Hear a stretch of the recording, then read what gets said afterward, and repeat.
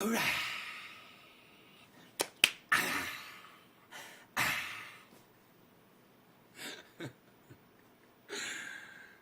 mind me, man. What's up, everybody? How's it going? So, had a couple of orders that came through on the, hey, Karen, thank you for, hosting me on, are you hosting me, Karen? Is that why you press 5? Because you're hosting me on Twitch? That's what the 5 means, Karen. I doubt you're hosting me on Twitch right now. Tula, hey, honey. Yes, it is 7 already. Debbie, hello.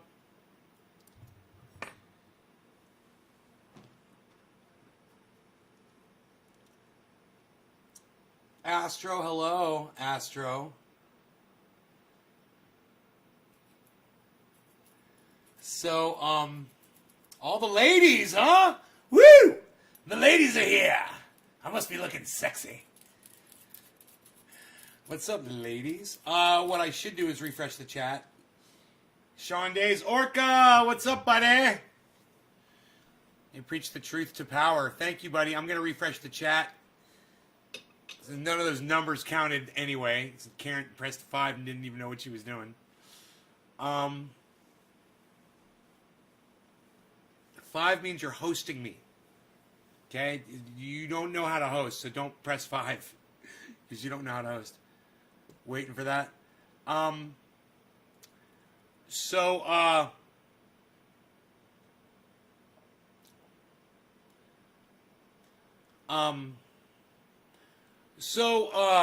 let me move this and you guys can see. My coin, man, the people that send me all these coins, they send me a free coin, you know, because I buy so many coins from them. They sent me this one, man. I'm like, I don't recognize that symbol. I'm like, what is that? So I looked at it really close, you know, so I could see the name on there, because I thought it was like a Q or fucking, what is that? I was like, what is that? A power button? And it says dash. I saw it said dash on there. It's like dash. I was like, dash. That sounds familiar. I was like, I think we're following Dash, right, in our crypto list. So I looked, and sure enough, there's Dash right there. I was like, how funny. I was like, I don't recall ever owning any Dash. I'm like, but now I got a Dash coin, and if I want to display it, the only coins that I display are cryptos that I own. I'm like, I don't own any Dash. I'm going to go buy some. So I pulled out my phone. You know what I did? I pulled up CoinMarketCap, and I typed in Dash, and I clicked on market to find out all the different markets I could purchase it from. And one of them said Coinbase. And I was like, oh, Coinbase Pro? I was like, oh, I wonder if Coinbase has it. Coinbase had it. So I bought some. It was very expensive. It was very expensive, but you know what? It goes up way higher. It's been way higher. So I'm like, okay, that's cool. I'll just get a little. I'm not going to go crazy. Give me a little bit. I got an extra Stellar Lumens, which I love that one. Yeah,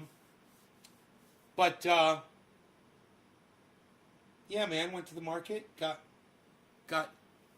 got Doge Tonka. Doge is right here, buddy. There's the Doge. You want to see the Doge?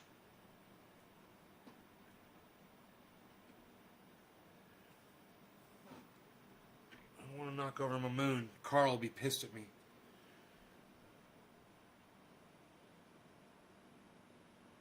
And look how beautiful that coin is. Isn't that a beautiful one? It's one of my favorites. You know, they've got different Doge coins on the internet. Don't get any one except for the WoW coin. I'm telling you, the other ones are hokey. The graphics are horrible. When I saw this one, I said, that's the one I want, because that's the one where the dog looks correct. I like the way the dog looked on that, and that's the way I judged, because there were several I could get, but I made sure to get this one, man. The other ones were hokey. Somebody like had their 10-year-old draw a picture of a dog. It's terrible. I ain't doing the hokey pokey. I ain't doing no hokey pokey. So they gave me extra Bitcoin stickers too. So I got four Bitcoin stickers now. Oh, I'm just loving it. I just love the swag. I fucking love the swag. I'm a swag hag. What can I say? You got stellar lumens? Astro, that's because you're super intelligent. Tonka, you're too kind to me. You really got me into crypto. Astro, I'm putting that on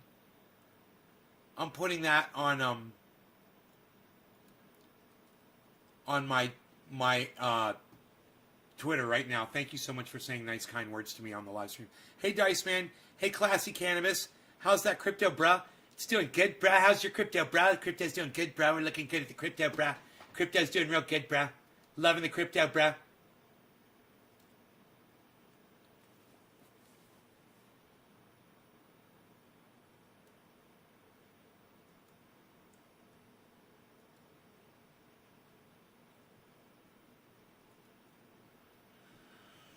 Cool.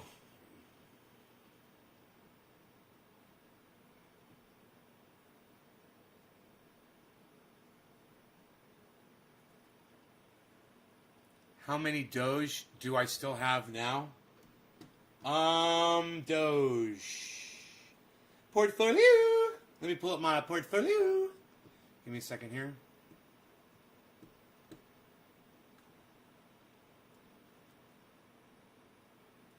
Oh God, my portfolio is slamming. Are you guys loving it?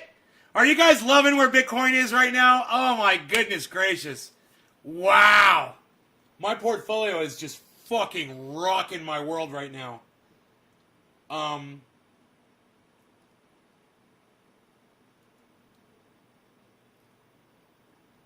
Doge is... I've got 17,807 Dogecoins. That can't be right.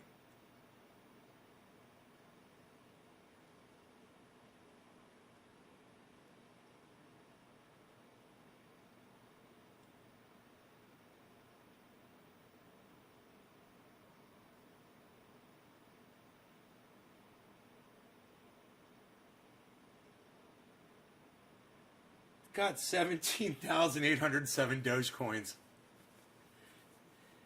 I'm at 257% on Doge right now. 257% for my profit loss total on Doge. Hey man, I bought it when it was 5 cents. I'm a fucking genius. What can I say?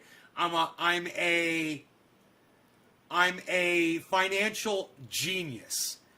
I give expert financial advice on the internet. Oh man, what a joke.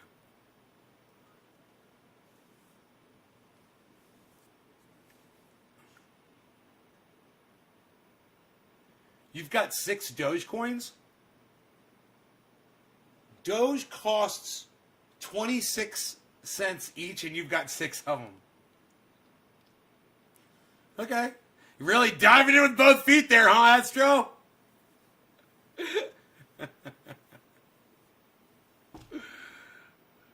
I got 6 Dogecoins. I've got 17,000.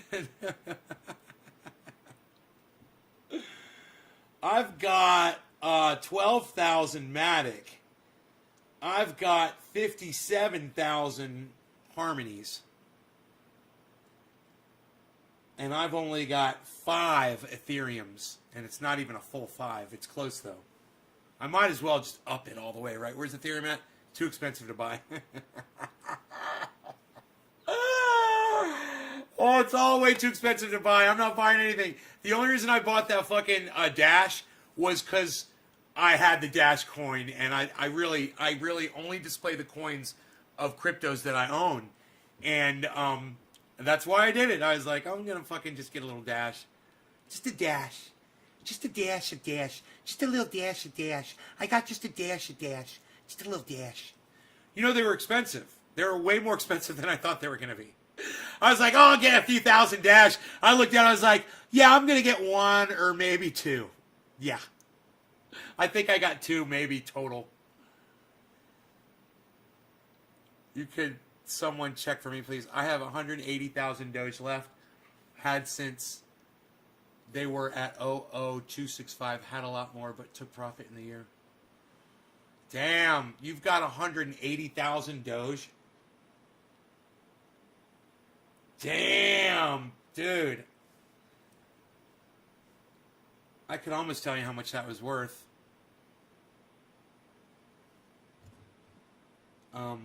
If I went to purchase some Doge,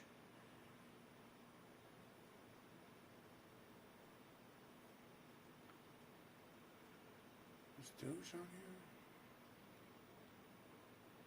here? No. Some people don't take Doge seriously enough.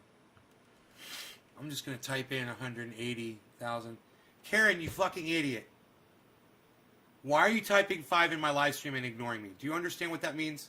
It means you're hosting me on Twitch.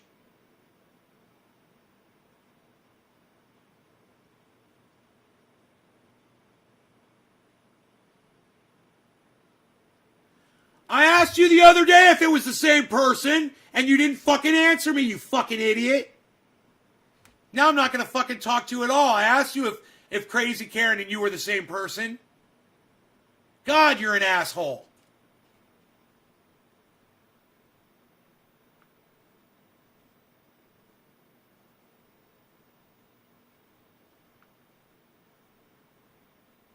Fuck.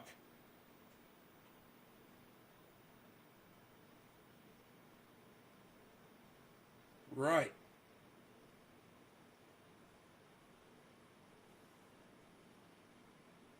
It's like, no, you didn't answer me. It's like talking to a fucking brick wall.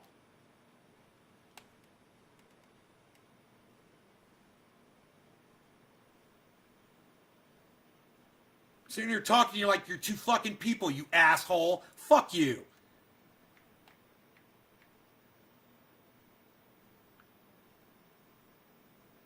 God, I can't stand people who don't know how to communicate on here.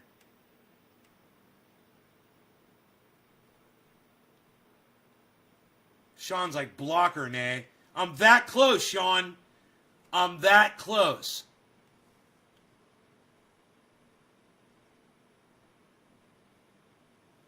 Buy 180,000 Doge. So you're going to tell me how much it is?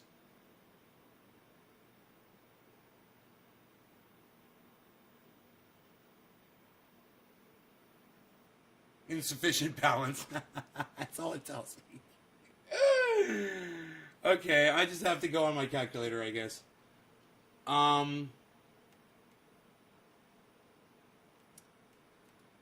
Doge is 0.26, so 0.2681 times 180,000 equals $48,000 of Doge. Damn, son. Oh, you blocked her? I don't blame you for blocking her, dude. She's a pain in the ass, Sean. You know? She's a fucking pain in the ass. The one and only. Oh, yeah, the one and only. Yeah, that really was an answer. That really clarified things for me, you fucking asshole.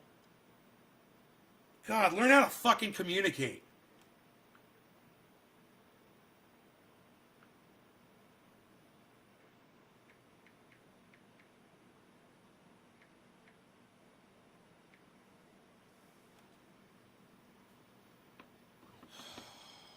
Fuck Karen.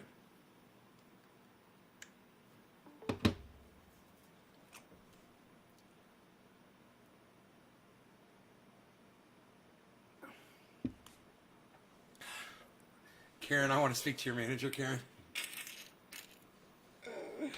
Yeah, the name Karen has got such a bad reputation.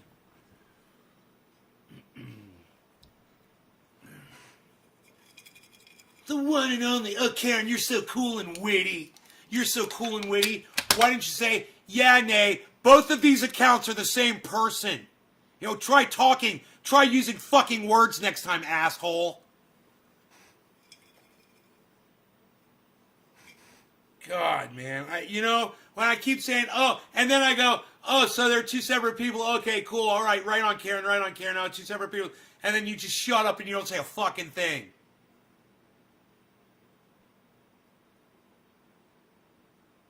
Use your words, Karen. Use the words, okay? And if you can tell that I didn't catch your drift, then clarify it, you dumbass. You know that I didn't realize that was two different. That I thought. You know that I thought that was two different people. You know. Don't sit there and pretend like you didn't fucking know. You're an idiot. Fuck you.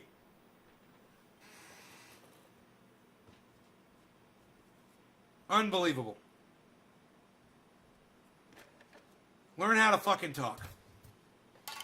It's not dishonest. You know what it is, Sean? It's lazy. She's not fucking listening. She's not paying attention. Yeah, she conveniently leaves the chat at the most inconvenient times. Like when we're having a discussion about something. So many people do. It's hilarious. Oh, Nay's talking to me. I think I will fucking move on. Okay, thanks for the convo, bro.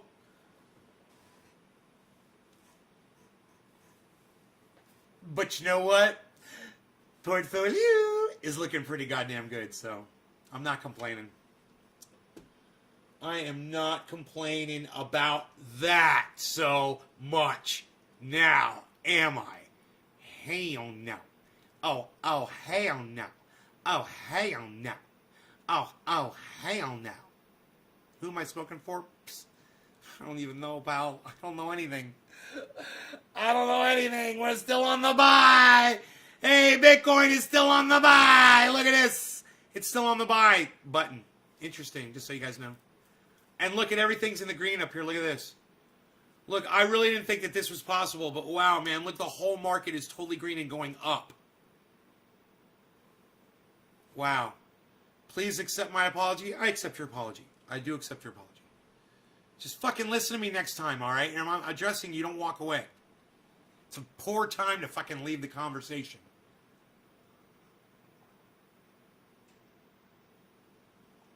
All right. So. I think it was funny. Sean's like, I blocked her.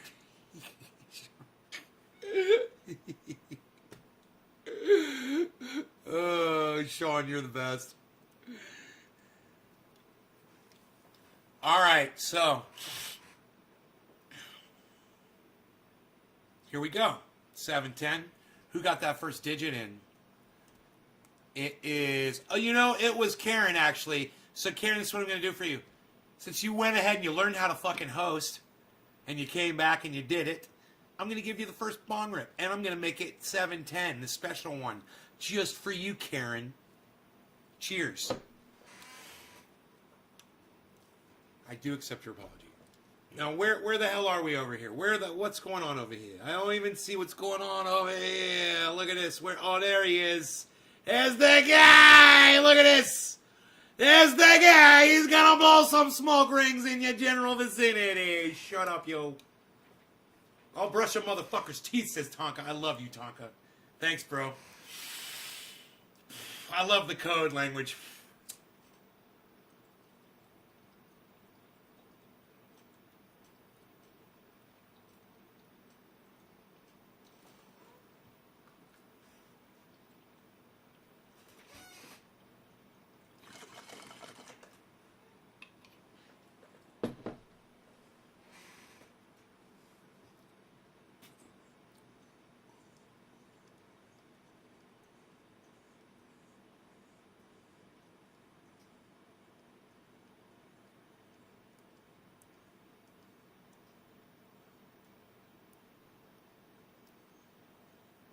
Rings are better from two angles, man.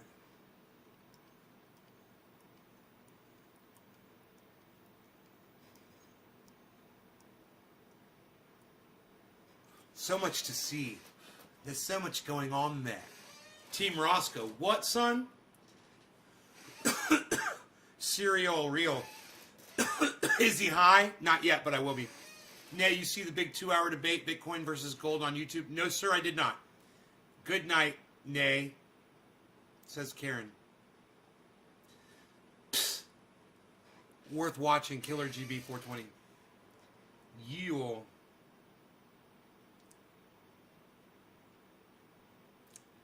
So, hey, Chris P, what's up, buddy?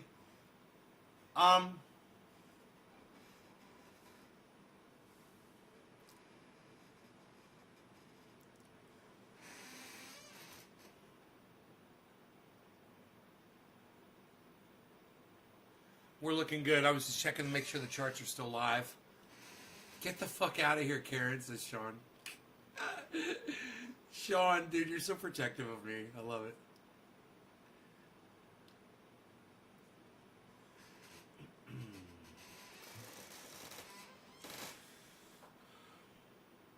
James Young, yo, how's things, bro?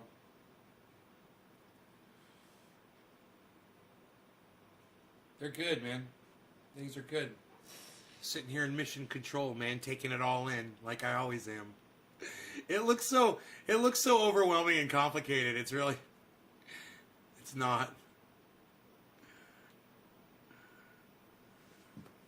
But I like it anyway. I like the appearance of it all. I never really think about it so much, but now that I'm looking at it from that camera angle, I'm noticing how cool it looks, man. I'm glad I've incorporated that into the video stream. I hope you guys like it too. I hope it just gives you something else to look at or chill with, or whatever, a little something extra.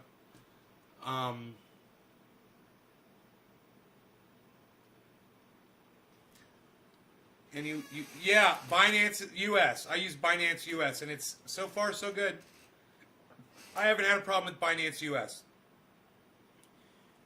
I know, I see VM control panel, right? It looks like some kind of mission. I call it mission control. It's funny.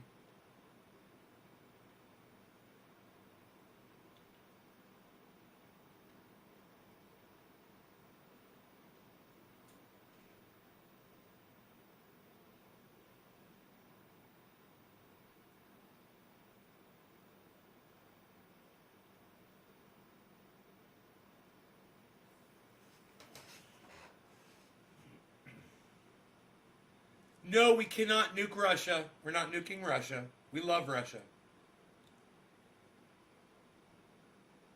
Nothing wrong with Russia.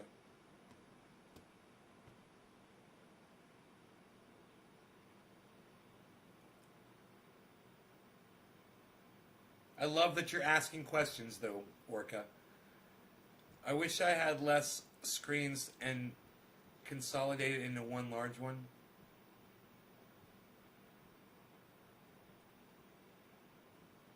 Well, why don't you do it with TradingView, or there's all kinds of different ones to do that, right? I don't mind, because I got all these monitors, so I just put them to use. I got room for a fourth one if I want to run a fourth monitor. And I have 5 monitors sitting around here, all running at the same time.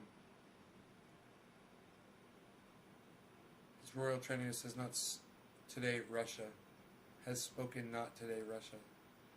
How's your day been, Nay? Man, I was busy as fuck, man. First this morning I went out with my pressure washer, and I pressure washed the fence that my friend Mark had built for me. He built this beautiful wooden fence, but it was covered with dirt.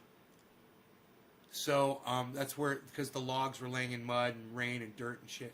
And I pressure washed them and got them beautiful, man. I made them clean. And then I worked on this steel cable that goes around the outside of the fence. And I had a couple of orders to fill for triage oil today. So I had to make 5 boxes of triage oil. One order was 4 boxes. And I ran out of oil, man. So I went back to go make more more 1 ounce jars, and my heater's off in the goddamn warming cabinet, so my triage oil is all frozen up. So I had to go back there. I had to turn on the other heater and let that, melt. That'll take a few hours. And I wanted to make some triage oil. I was going to make like 2 cases of triage oil tonight. I was not really going to do much anything. Just pour bottles, It's kind of fun. It's kind of fun. But I don't know. Can you see a pic of the fence? Man, I made a video, bro. I made a nice video.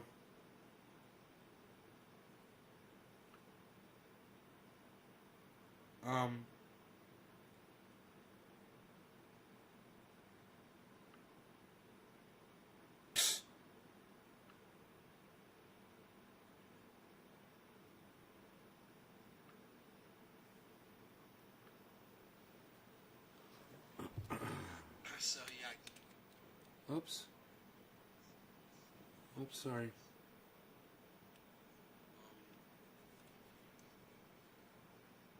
Finish the fence here, man. So it's like it's all pressure washed, man. I fixed the Chase Lounge, man. I put screws in. The plastic things had broken off, so it wouldn't work anymore. So I put those screws in. So now it works again, like a normal. Well, it should. I just got to get a cushion for it, But it's got the settings again, man. That's Rogan's Chase Lounge. Astro, thank you, hon. This table, redwood. It's redwood table. And check this shit out right here. Piece of wood, man. Love that piece of wood right there. I love it. Pine beetle damage. Billy Ballantyne was saying people would pay so much money for stuff like this.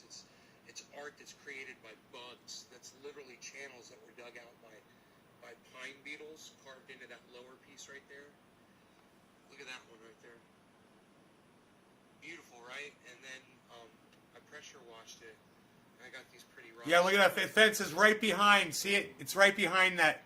So, I get some shots of it. There it is. Man, the fence, man. Let me show you the fence. You can see the steel cable I was talking about. It's pretty brutal. There's 2 of them. It's pretty fucking brutal.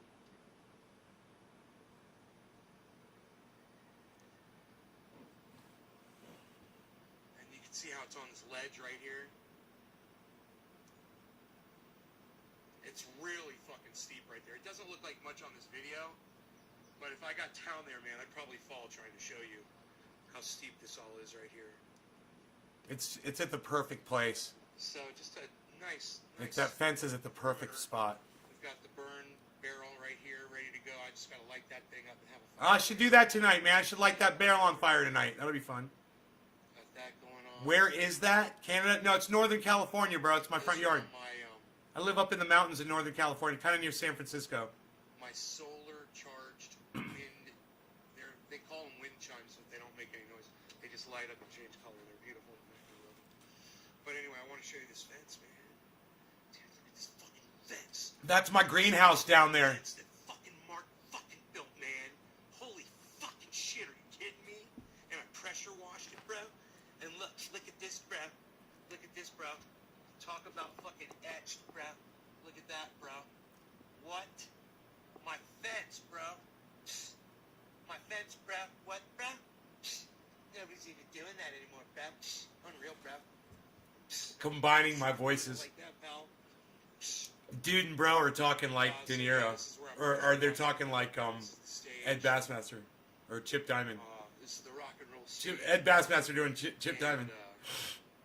There's the... Oh, God, yeah. You gotta see the pond. You gotta see the pond. It's all clear, bro. I put these stairs in right here, bro. Anyway, that's the rest of the fence, bro. And then I lockdown? No, it's kind of been lifted. Because it's all metal, bro. People are all wearing their masks. And there's a gate, bro, and it's all metal too, bro. It's all be electrified, bro. And then we got stairs right here, bro. And I found these rocks today, bro. Look at these fucking rocks I found today, bro. I'm gonna find more, bro. There's gonna be more of that, bro. And there's stairs that I built, bro. Look at these freaking steps, bro. Wait till you see how clear the water is. Check this shit out. Isn't this beautiful?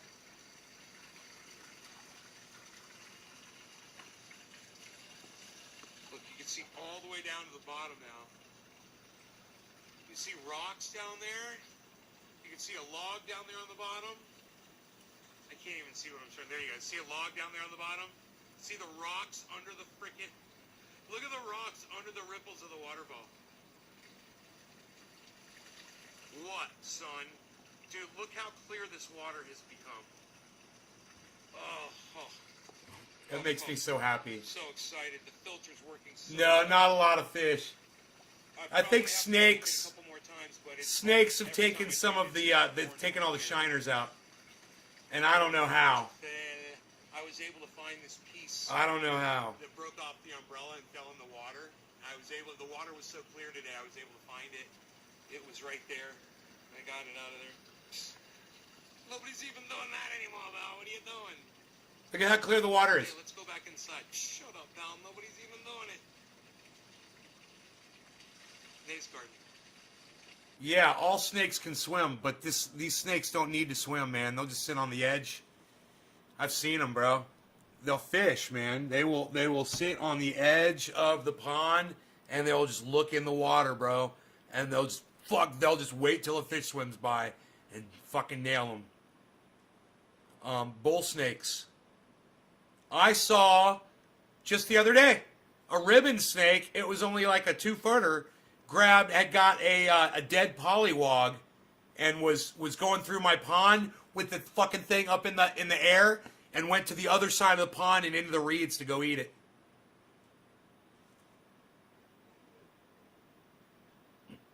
I'm not getting the COVID vaccine. Have you lost any fish to animal sticks? How's it going? Hey Jay, share this video. Instant sushi. Instant sushi. It's going good, Jay. What's up, buddy? My red-brimmed hat-wearing friend, fanatic, shall I say? Let's move this bong out of the way and show off that coin collection. Right on. Wow, let's look at that coin collection over there. Got his new Dash coin today. It's, I love it because it's the only one with color on it. It's out of all those coins, there's only one. Well, there's the black Bitcoin, it's kind of the metal. It's actually like a black metal. But that one's actually got blue on it, It's pretty cool. So it makes it stand out. Yo, Enoch, what's up, son? Man, I'll tell you what's up, son. I need to take my shoes off, man.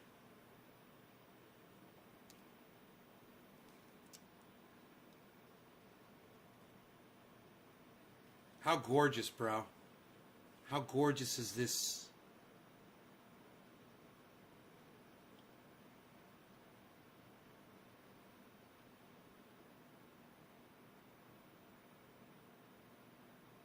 There it goes. Look at how clear the water is. I'm so fucking excited about my pond this year, man. You had your first shot. Good for you, Astro. It just, you know what that says about you? It just says you care about other people. And that's good. You're a good person. When people say they're not going to get a COVID shot, they don't care about other people. They're only thinking about themselves. My risk was greater than anybody else that wants to come along here for the most part and say that you had a higher risk than me of taking COVID. I suffer from Bell's palsy. I still have it. COVID, the vaccine, had triggered Bell's palsy in people. And we don't know if those were people that had it before or not. So for me, it was a big fucking risk. And I went. I wasn't a pussy. I wasn't a fucking cunt bitch. And I went and I got my fucking 2 shots. Because I give a fuck about other people. I don't want to get other people infected. That and the fact that I don't want to lose my sense of taste or smell for the rest of my life from fucking COVID, which could possibly happen. And, I'm not rolling those fucking die. Hey, I ain't rolling those die, pal. You know what I'm saying?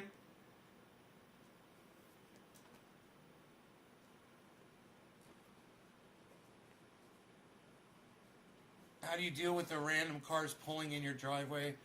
The woods like you caught them in my cameras and little Shaw scared them away. Need more security. Next time might not be so lucky. Bro, you use a gate. Your driveway, you don't have a gate, so get a gate. You know, or make a gate. And then nobody's coming up your fucking driveway anymore. Everyone out here's got a gate. And nobody comes up my fucking driveway, bro. You know, unless it's an ex-girlfriend to key my fucking truck that the police want to deny that I caught on video.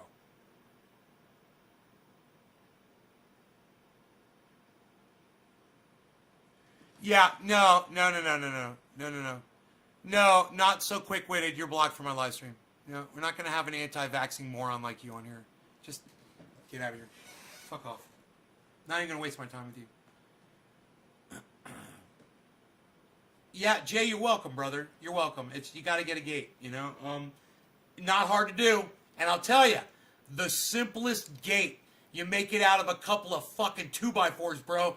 You go get, I don't know how wide your driveway is, but you can use rocks or you can use fucking old vehicles, whatever. You got to block shit off so people can't drive around. Dude, there's all kinds of options, bro. And I can help you. We've got all kinds of options. So, here. Check this out. I'm feeling really good because I just took off my shoes, so everybody just calm the fuck down. All right? This feels really good. Oh. Go get yourself 3 12-foot 2x4s, right? One of them you cut into thirds, right? 4, 4, 4, 4, 8, 12, right? The other two you leave long. Now you got 3 cross beams, and you got your top and your bottom. You fucking nail and screw those things together. There's your fucking gate, bro. That easy. Cheap as fuck. I just made one. I just made one just like that. It's right there, bro. I don't know if you can see it. You can't, but it's literally, I made a gate. It's literally right there. It's on that video that I was just showing. Hey, Jay, on Amazon, they sell you the hardware to make the fucking hinges, bro. I mean, they sell you the hinges with the screws and shit. Get the hinges, buy a set of hinges, buy a latch, and make that gate. You put a post in the ground, right? And get yourself two 6x6s or 4x4s, right? 8-footers, right? Get yourself 2 bags of quick mix cement. They're 30 pound, 60 pound, right? Get yourself like 2 30-pound bags of quick mix or 60-pound bags, quick mix cement. 90 pounds kind of fucking heavy to throw around, but they have those too. Go get yourself post hole diggers. Dig 2 12-inch holes this big around. Put your post in there. Put some rock in there to hold it in place. Get it nice and straight and square. Pour your quick cement in there. Fucking bolt right to that bitch. Yeah, you got, bro, you got one of these? You got something that launches some of these, bro? You got a bullet launcher? Let me know if you got one of these. These are a must-have, man. I highly recommend. What, bro? What state do you live in? Get you one, son. Fucking dude, nothing will make you feel more secure. And get yourself some of those posters that say, fuck the dog, house protected by, Smith & Wesson or a Glock. You're in Michigan, you're good, right? You're good, right? Can you get one of them?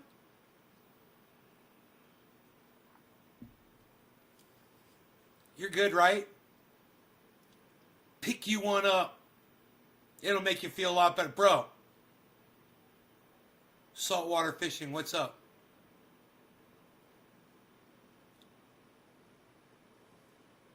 What, are you the anti-vaxxer?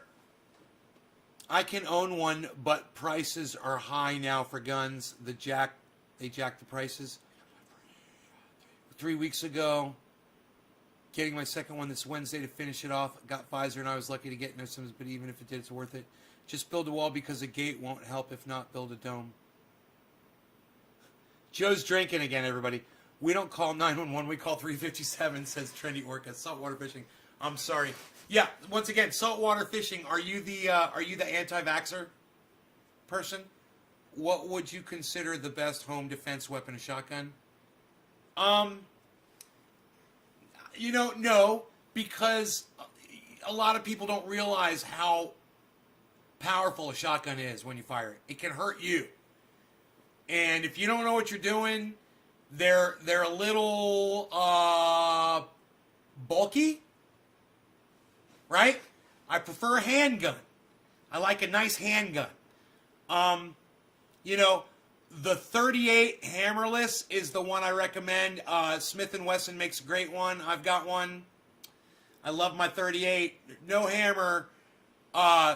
So there's no hammer to pull back. You pull the trigger and it fires. There's no safety on the gun. It's a 5-shot revolver. But you can stick it in your pocket and you can wear it all over your body. Anywhere. You can hide it, stash them anywhere. It's the 5-shot 38 caliber, I believe it's a Smith & Wesson revolver, hammerless. Great self-defense weapon. Bro, you pop those off so quick, pop, pop, pop, pop, pop, somebody's dead. Problem solved. Just like that. Now, my go-to in a situation here is going to be my Glock. I got a 45 auto. That's what I was showing you. That's what I was showing. It's easy to handle. It's a plastic gun. It's always fires. You don't have to worry about it not firing. They're very reliable. That's what I love about the Glock. Number 2, there's no recoil. Remember what I said about the shotgun? Some people don't realize when you pick up a shotgun and you fire it, it's gonna fucking hurt you too.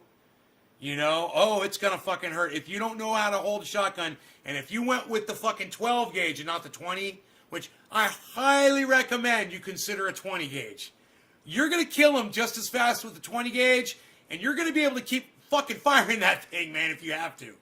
A 12 gauge, man, you need to be a big person, or you need to know how to handle it. You need to be prepared for what it's gonna do to your shoulder when you fire it. And you need to make sure that it's in your shoulder securely when you do fire it. I just don't recommend those so much, man. You get a pistol grip, shoddy, those are fine, man. You're holding it out there in front when you're firing it. Bam, bam, bam, bam, bam. You're not holding it up here. That's okay. A lot of people don't have access to a firearm like that. And let me tell you something. There's a reason they have those guns. Those are home defense weapons. You hold it out in front of you and just it's gonna destroy anything in front. Destroy anything in front of you. You're gonna win. If somebody's got a handgun, you're gonna fucking win. But the Glock, you got your second clip ready to go, but there's a bunch. You're okay. It's quick, it's easy, it's lightweight, it's accurate, it's reliable. And my second go-to is my SKS with the bayonet on the front, and the bayonet is up and ready to stab someone right through the fucking face. I don't give a fuck. I got my bullets ready, everything's ready, and the bayonet's on. And if I, for some reason, if it's a truckload of people, and I feel like my Glock isn't gonna have the fear factor involved, I'm going right for the SKS. And bro, as soon as you open up with the SKS, it's a slaughterhouse out there. Wherever people are, it's a fucking slaughterhouse. It's just a disgusting bloodbath. That is a weapon of war. I highly recommend everybody own at least one of them. Whether it's an AR or an SKS or any kind of a semi, even a 22 that holds magazines in it. Still, bloodbath. If I've got a 22 with 20 shots in it, man, trust me, man, a truckload, 2 truckloads of people could pull up. They're all going to be dead before they make it around the last turn of my driveway. It'd be like the fucking Kennedy assassination. You know?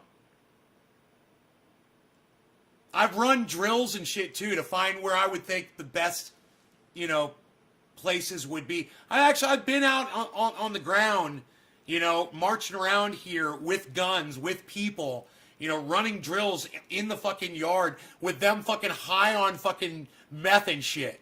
You know, it was fun. And I learned a lot, man. I learned about the terrain. I learned how to move around. I learned how to be silent, you know, and how to use the land to your advantage. And, you know, making this property defensible has been fun. It's because this house was set up by a deer hunter. And he was paranoid, man. The guy was fucking paranoid. He used to make his own, he used to set up his own rounds, you know. He had stacks and stacks and stacks of rifling magazines. You don't believe in borders? Anyone's welcome here at my place. I watch out for everyone. Oh, that's sweet. That's real sweet. You're a real sweet guy, man. Try growing fucking cannabis and calling people cunts all day on the internet. Nate, thanks again. I'm taking your advice and getting a gate tomorrow. Bro, try to get a firearm too, man. Even if it's a 38. You can find a cheap one, a used one, whatever. Hammerless, Smith & Wesson, 5-shot 38, bro. You know, it's just to have... Do you have kids in the house that you're worried about finding the gun? Something like that? Talk to me about that. If that's a problem. But you should be able to protect yourself. You should be able to defend yourself. And if strangers pull up in your house and they have a gun and you don't, bro, if the police aren't there to defend you at your house, you could be dead by the time they get there. You know? It just depends on where you are, why people would be showing up there, you know, what you got and what they're looking for. And what do you have as far as neighborly soldiers who can come in a moment's notice and help you? You know, because we've got a militia here in the neighborhood. And if anybody has a problem, we got a walkie-talkie. Yo, you there? Yeah, what's up? Over here. Boom. Bam. Everyone's there. And it's in a matter of fucking seconds. You know, we can literally go outside and holler and hear each other. You know?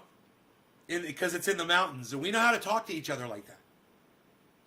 We're mountain people, man. We got the communications. We were out here the other day. Mark was up here. It's a true story. My neighbor, Chris. He's like, Chris! He's fucking yelling for Chris. So funny, because he knows Chris can fucking hear him, you know? Oh, good. Good. Get yourself that 38. Teach her how to use it. Be very safe. Don't ever clean that gun when there is bullets in it. And you know what? You don't need to fucking clean a gun. If you're cleaning a gun, you're a cuck bitch. Okay? Load your gun and put it the fuck away. You don't have to fucking clean it every fucking week. And people that go out to the firing range every week and feel like they have to go out and pop off some rounds or whatever. Okay, look, I'm not going to put y'all down. But look, you're taking a risk every time you're grabbing that fucking firearm. I don't look at a firearm as a sporting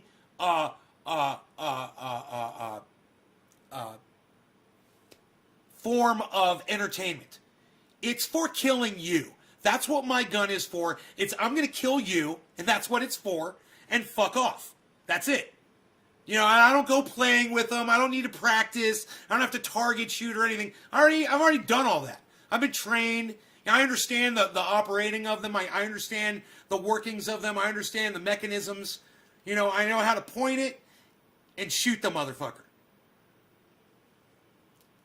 If you're going out there and you're playing with the gun, every time you pick it up, you're taking a risk.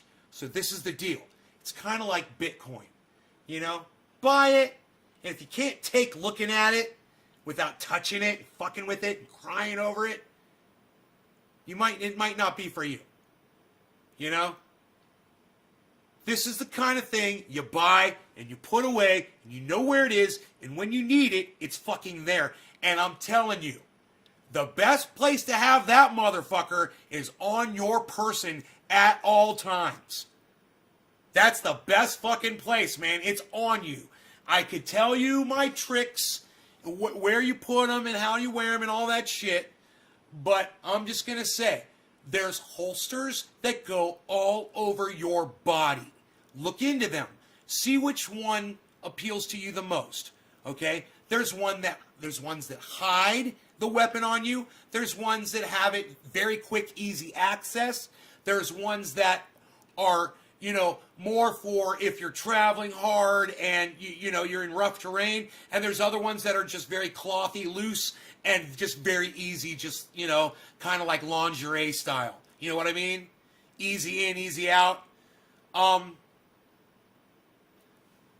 Figure out which one of those, if you're going to do that, I recommend it. Look, if you're using a hammerless, hey man, you grab that motherfucker, it's hot, there's no safety.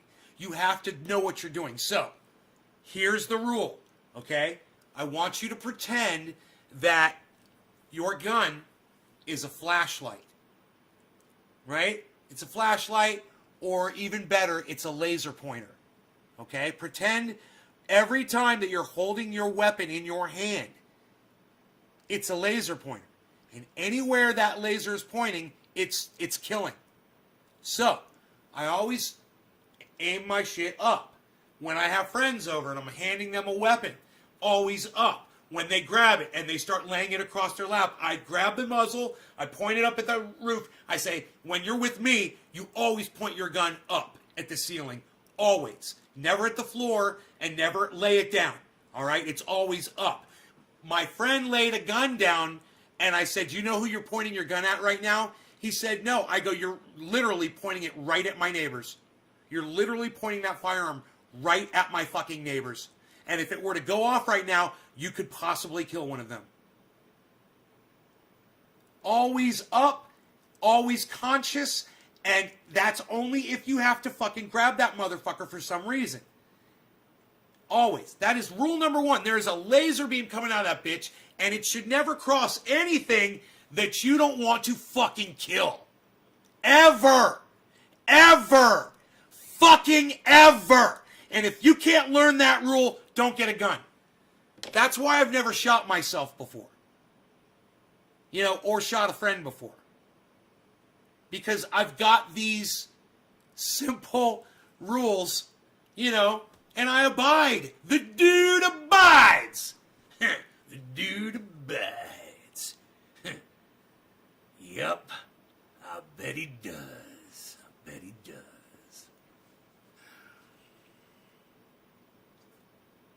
That was my Sam, whatever his name is.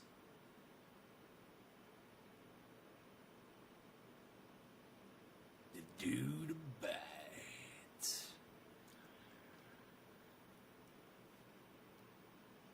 53.7, what? What's this 53.7 crap? What's this 2505? What do I gotta start looking at this stuff?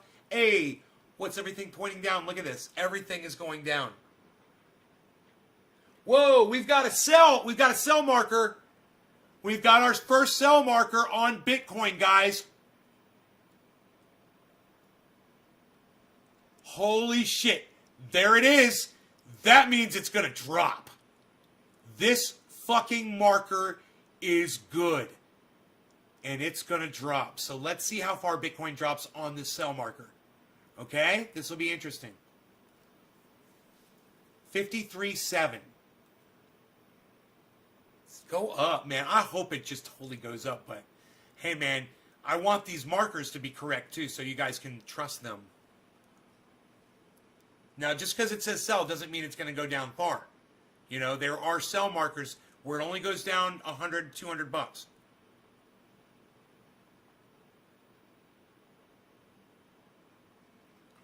Ah, that water is such a great idea for this live stream.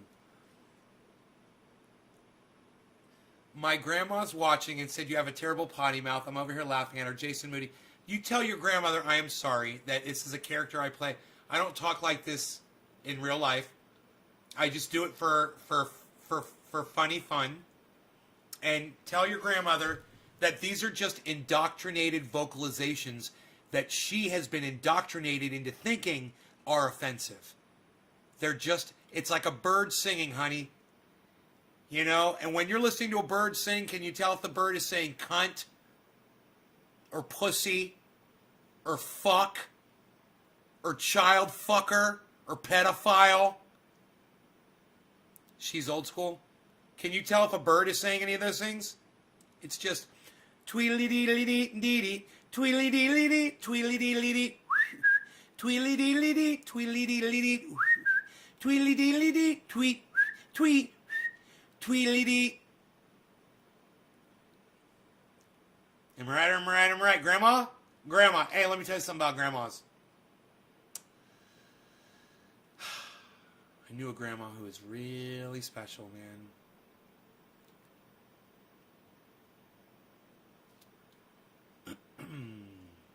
Nate, you say that 38 is good? The 38, hammerless 38. Yes. It's a good gun, man. It doesn't take a lot of bullets to do the job. They're larger than 22, right? They've got stopping power. They're great for short range, up close and personal. You know, most, when there's an assassination or something, they're usually going to go with a handgun with a 22 or a 38 because they know you're going to die when they shoot you a bunch of times with one of those. Yes, the hammerless 38 Smith & Wesson is what I recommend for a first-time gun owner. There's no safety on the gun. So there's no confusion as to whether or not that gun is ready to fire. It's always ready to fire. It's something that if it's your first-time gun owner, it's fine. Just don't play with it. It's not to be handled. It's to be put away and used. And you grab it, and you don't have to worry. Do I need to cock it? Do I need to put the hammer back? Do I need to load it or no? No, just make sure the bullets are in it, and all you got to do is pull the trigger. Just make sure the bullets are in it, and all you got to do is pull the trigger. It's great for a first-time gun owner because you will panic the first time you have to grab that motherfucker in a real situation. You will panic, and you want the least amount of shit to have to worry about when you're panicking, right?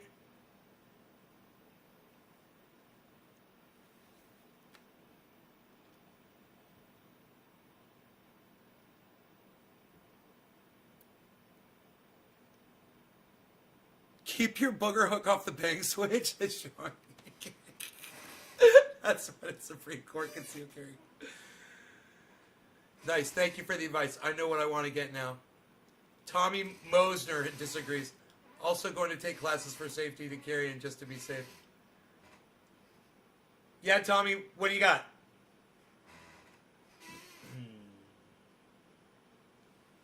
You guys check out that Smith & Wesson hammerless 38.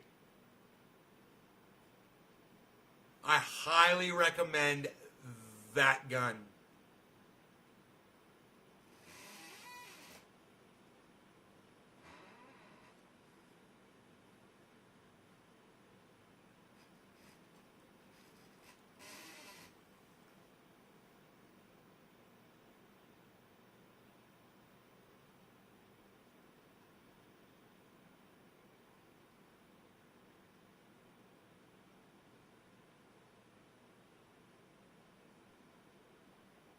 Government's not allowed to screw with gun owners.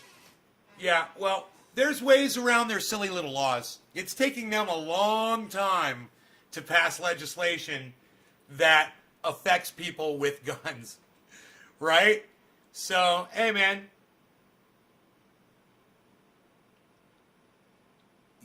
Jason, I carried that 38 for years.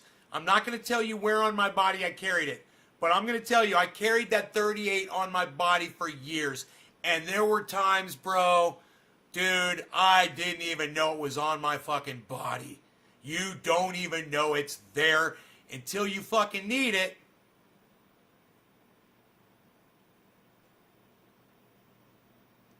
Hippie chick, did you just say fucking medical marijuana?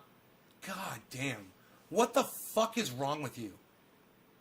Not only did you say marijuana, which is racist, but you called it medical? You're jumping through fucking Florida's hoops? Call it a cannabis card, okay? Hippie chick, call it a fucking cannabis card. I can't believe I have to tell you that. Hey, hippie chick, you can. It's just when you go into the fucking gun dealer, you don't tell them that you've got a cannabis card. That's all. I did it. You know, I bought guns in Florida before, and they ask you, do you use any drugs? You say no. God. Oh, I'm pretty sure you can't get a gun in Florida. God. Yeah, you can get one, hippie chick. You just have to know the big secret. Deep thinker.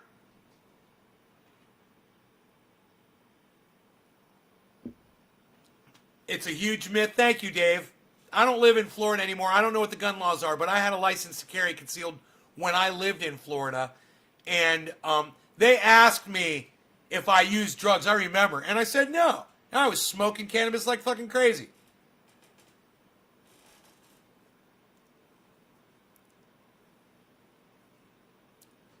And I used to wear my gun into every fucking bar that I ever walked into. And that's against the law in Florida. And I didn't give a fuck. Because my friend Bill told me one day, he said, hey man, you could go into a bar and get killed. Or you could go into a bar and have your gun on you and kill somebody else and go to jail for fucking 3 years. What would you rather be, dead or do jail for 3 years? I said jail for 3 years. Made total sense. I was like, oh, that's great, man, because I'm working in bars all the time. There were fucking, dude, fights would break out. In Florida, it was just, you expect it, man. And it happened a lot. And, hey, man, I was always packing fucking heat, bro. I was never worried. You know, in fact, I knew somebody who was not into guns like I was. And he didn't carry a gun, and he was in a bar, and he was performing, and he walked out the back door, and he got shot and murdered.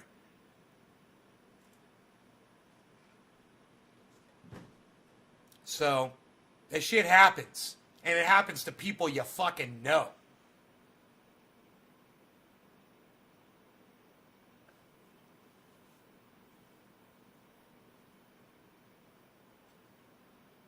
Would rather be judged by 12 than carried by 6. Jason Moody.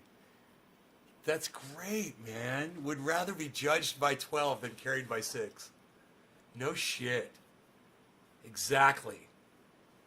Exactly. This is a significant drop. Let's look at our 24-hour. Yeah, that is a significant drop on the 24. Everybody is dropping along with Bitcoin. Which is, it's okay. It's not the end of the world.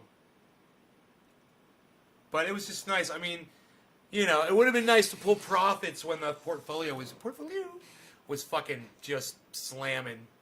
My portfolio was amazing. I'm sure it's down a lot now. I was watching some videos about home invasions and it made me want to keep my girlfriend's pistol nearby. Same rule. I only pull it out if I intend to use it.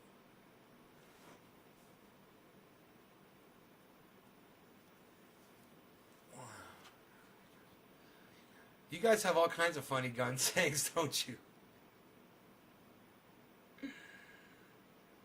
Dude, I worked my ass off today, man. And I got some triage oil out, man. I got all my orders filled. It's fucking great. Anybody watching the show that wants triage oil, the password at the website, triageoil.com, the password is triage, all lowercase, one word. TRIAGE. If that doesn't work, try trendyasdabbers.com. If that doesn't work, try naysgarden.com. You should be able to get in and purchase oil if you need it. So far, I've had 2 people since I've used the password that were able to purchase oil. And one of them was a real big fucking order. So, four boxes someone got. Someone got 4 fucking boxes. Which I was assuming they were getting him to give out as gifts because it's more expensive if you buy it that way, You know?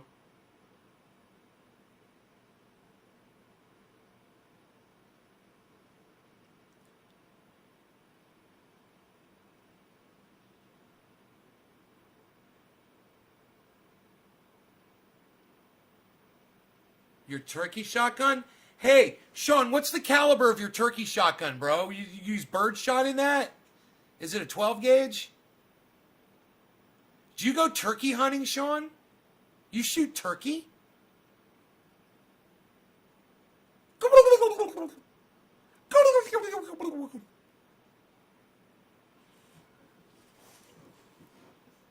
Isn't that,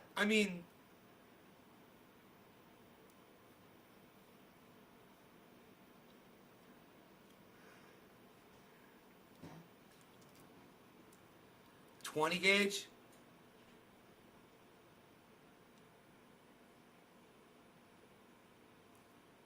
With a slug?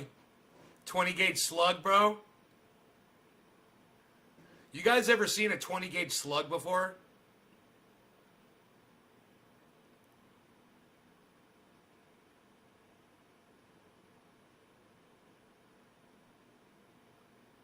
That's what I use. I use 20 gauge slugs.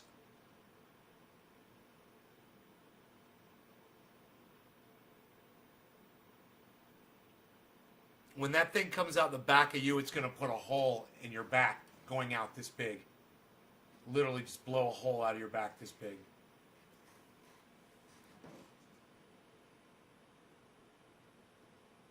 I mean, 12 gauge, oh yeah, the bullets are going to go in and fuck you up and you're going to die.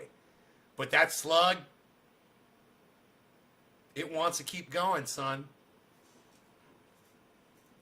It likes to travel.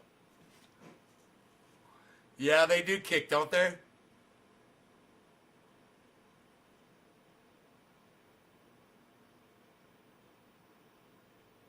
I'll tell you what.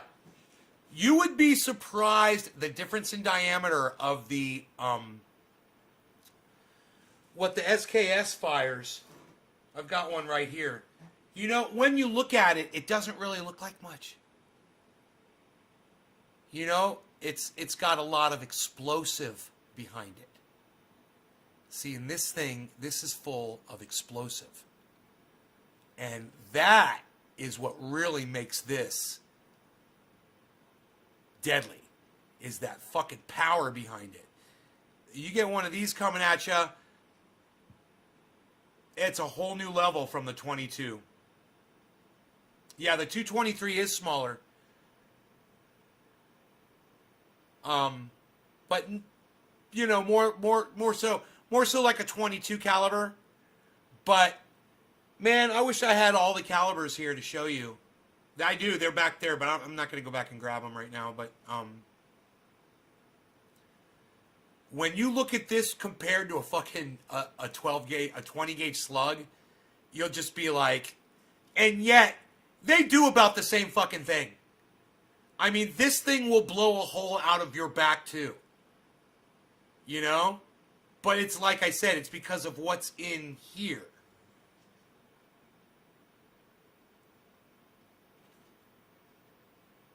It's a lot of fucking explosive in there, And you compare that to a 22, which is only that big. And you realize a 22 will fucking kill you too. Imagine, though, the difference in force between that.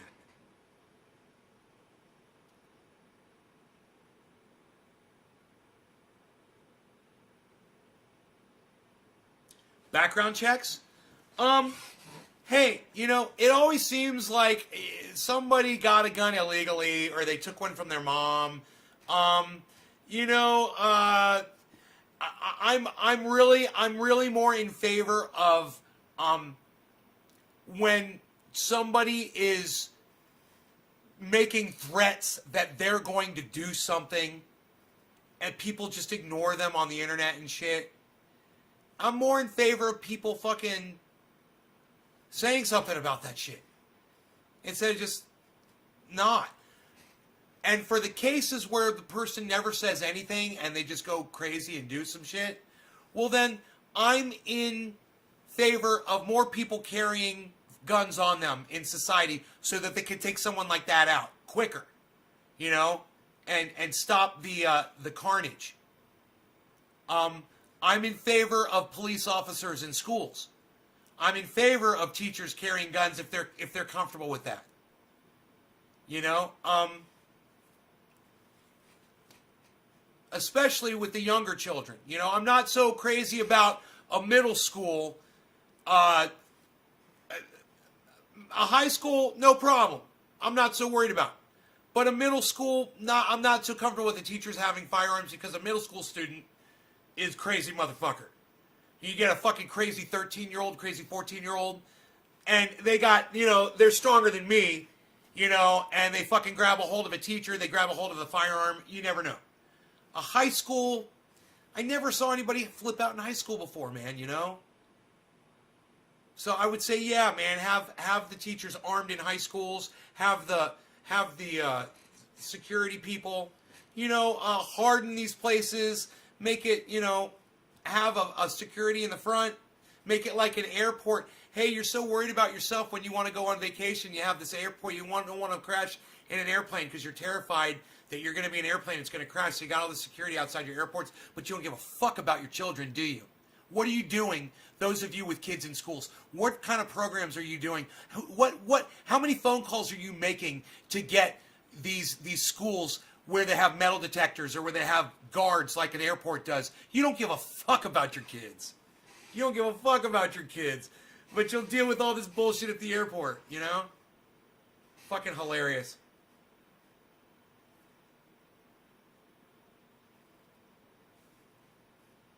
Well, you know, I don't mind teachers being required to have to take a gun safety course, you know, but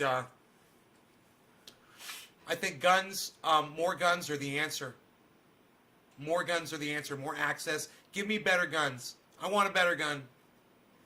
I think everyone else should have them, you know?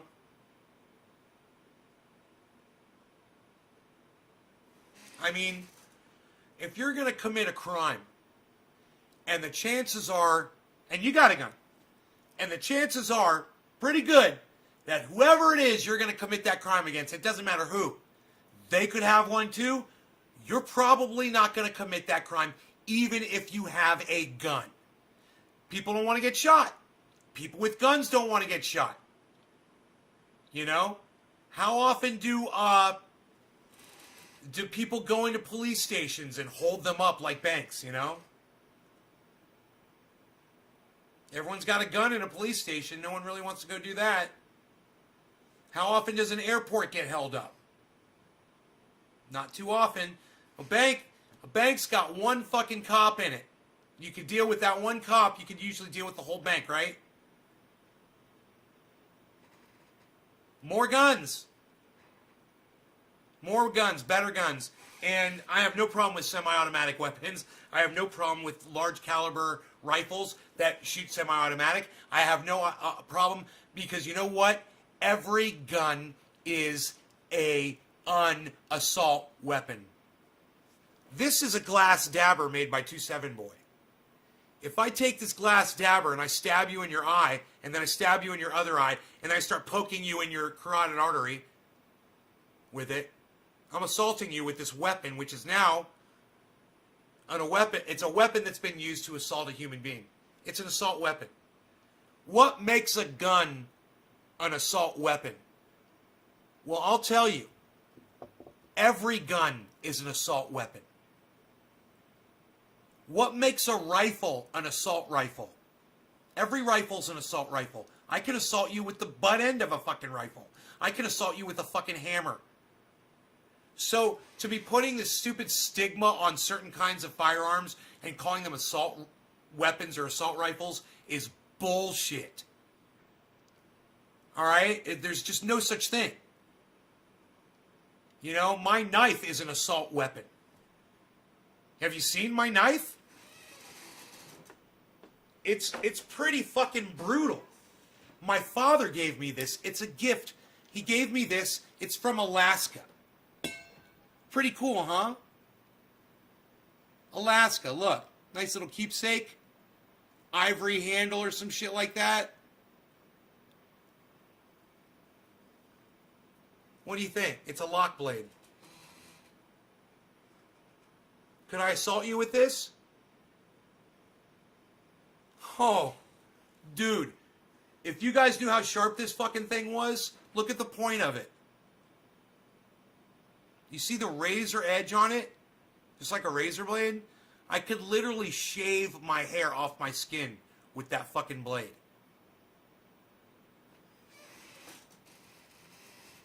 So don't fucking tell me because a gun is semi-automatic, it's an assault rifle, and because it's a large caliber, it's an assault rifle. All right, this is stupid. People are dicking around with the laws. I'm sick of the bullshit. I support my Second Amendment rights. I support every person's right to own a firearm unless you prove yourself to be unsafe to society. And hey, at that point, hey, man, all bets are off. You don't need a fucking gun. You know, you went to prison for assaulting somebody and you were robbing them. It wasn't self-defense. You don't deserve a fucking gun for the rest of your fucking life. Fuck you. You shouldn't have done it. You know, when I was 11 years old, I knew there was no God. You know, I also, when I was 11 years old, I knew not to take a gun and shoot somebody. And, you know, when I was around 12 or 13 years old, my parents were out one night to dinner. And we had fancy phones in the house. You know, so I must have been older. I was 15 years old. I was 15. And we had those kinds of phones that were like office phones, and they had lights on them, so you could click the button for what line you want to be on. My parents had their own line, and then my sister and I, we had our own line. It was pretty fucking fancy. Well, my parents, they were going out for the night. They weren't going to be back till really late. And I went back to my bedroom, and I was watching TV. And all of a sudden, one of the fucking lights goes off on the phone. Which means that somebody is picking up the line in the house somewhere. So I sat there for a second, I looked at the phone, and I knew my parents weren't home yet. And I thought, somebody's in the house. There's someone in the fucking house. So I went right in my closet, I grabbed my shotgun. It was already loaded. And I started going through the house. I started looking, you know, my sister was away at college, you know. And I'm going through the house, and there's nothing downstairs, so I start going up the stairs real slow, because there's two phones upstairs. There's the one in the den, and there's the one in my parents'. There's three phones. There's one in my parents' bedroom, and then they had one in their bathroom, because they were fucking pimps. They had a fucking phone in their bathroom with lights on it. So I got the gun, and I'm fucking ready, and I'm thinking to myself, this could be my parents. My parents could be home. So don't point the gun, just in case. And I got the gun up like this, and I'm walking up my parents' bedroom, and their bedroom door was closed, and my father opens up the door. And he's like, "Did you see the light come on the phone?" And I said, "Yeah." He's like, "We came home early. We were pretty quiet. We thought you were sleeping." I'm like, "All right."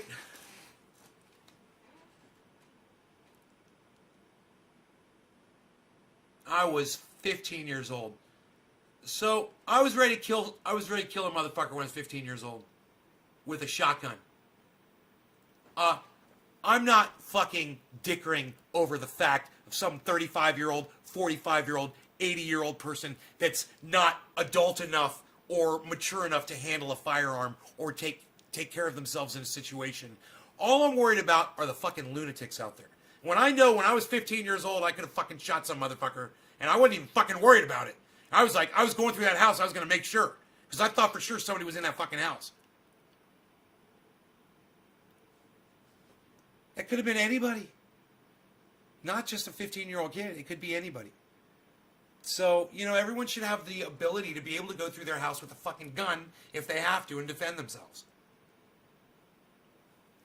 And you grabbed a machine gun from a guy, No, no, no, no, no. You're missing. That's two different stories, bro. I did not grab him. Well, okay. I grabbed an assault rifle and hit a guy in the face with it, but I didn't grab his gun away from him. He held on to it. I wasn't able to get the gun away from him. And a guy almost shot me in the face with a machine gun. That's a fully automatic machine gun, but that's a whole other thing. The gun that I grabbed and hit the guy in the face with, it looked like it could have been a semi-auto or it could have been a fully auto. I don't know. I don't know what kind of a gun it was. It was a big badass motherfucking some kind of an assault type military rifle. You know, it was some kind of a badass. Had a spark arrestor on it. It had a fucking big old clip in it. You know, it could have been an AK-47 with a big spark arrestor on the front, which is why I didn't really recognize it. I couldn't tell because he had a trench coat on it. It was under his coat when we were fighting the whole time, man. You know. I didn't need a gun though, lol. Cyberpunk uncensored. No, you've got two fucking hellhounds in your house. What are you talking about? The guy's got goddamn pit bulls that weigh over 100 pounds. He's like, I don't need a gun. No. I really wonder if I could pull the trigger if it came down to it. Listen. I always wondered that too. And this is an interesting story. About a year ago, I had a dream.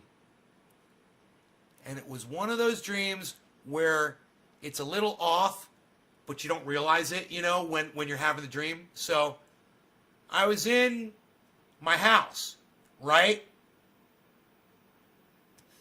But the house was a little different, right? And the doors were in a different way. Everything was just a little off, but I didn't notice it. But it was the same house that I was just telling you about with the lights on the phones. Right? It was that house. And yes, I missed your joke. Did you say something about mom? I missed it. I'm sure you said something about mom. So, in the dream, somebody was trying to get into my house. Somebody's trying to break into the house. And I could see them through the window. And as I tell you the story, I could start remembering the dream memories. It's so weird. And I had my gun, man. I knew where it was, and it was right where it was supposed to be. And I grabbed it, and I cocked it, but it cocked differently. It didn't feel right. I remember that. But I cocked it. And so in my mind, I'm thinking, man, I hope this gun's going to fucking fire. And I aimed it at the door where I saw this guy. He's a big dude. He was fucking trying to get in. And I just fucking pointed right at his chest. And I went, bam, bam, bam, bam, bam. And like 4 shots. And he just, boom, boom. I stood there. I put the gun down. And then I did the weirdest thing. I fucking sat down. And I think I was going to call the police. But a woman comes up and drags his body and throws it in a car and drives off. And I remember I woke up from that dream. And from that moment on, I said, well, from now on, I know I will fucking pull the trigger when I have to, man. And what's crazy is I was in a similar situation like that in this house when I first moved into it. And there was a very big, scary man that wanted to fucking get into the house. He wanted to fucking kill me. And I was scared for my life. And I wished I had my Glock, but my Glock was somewhere else. I had my fucking 38. I grabbed my 38 and I went to the door and I pointed the gun right at his head and I said, because I knew he was standing on the other side, knocking on the door, banging on the door. And I said, I'm standing on the other side. I've got a gun pointed at your head. I said, you come through that door, I'm going to fucking blow your head off. And I swear to fuck I would have done it. I had the police, I had 911 on the phone the whole time. That whole incident. And I'm like, I'm going to shoot this motherfucker. I was like, I'm going to shoot him if he comes through the fucking door. I'm going to shoot him right. I told her, I'm going to shoot him right in his fucking head. I was like, he's a big dude. I'm shooting him right in his fucking head. I kept saying that over and over again. He's a big dude. I'm going to shoot him right in his fucking head.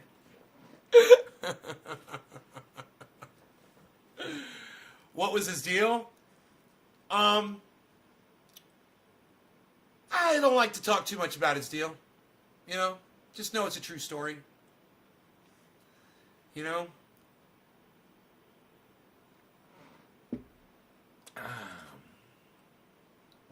But yeah, real life drama has happened, and I was ready. I was ready with a firearm in my hand. I was ready to pull the trigger. I'm glad I didn't. I'm glad I didn't have to. He's a good guy. The guy that I didn't shoot. He's a good guy. You know? So, you know, that was 10 years ago. People change over time. Some people deserve a second chance.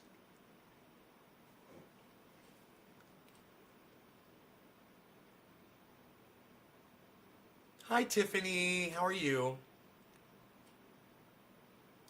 My friend Robert Mulligan is here, everybody. Robert Mulligan! Robert, I was wearing your shirt earlier today, but I was working my ass off in it, so off it came.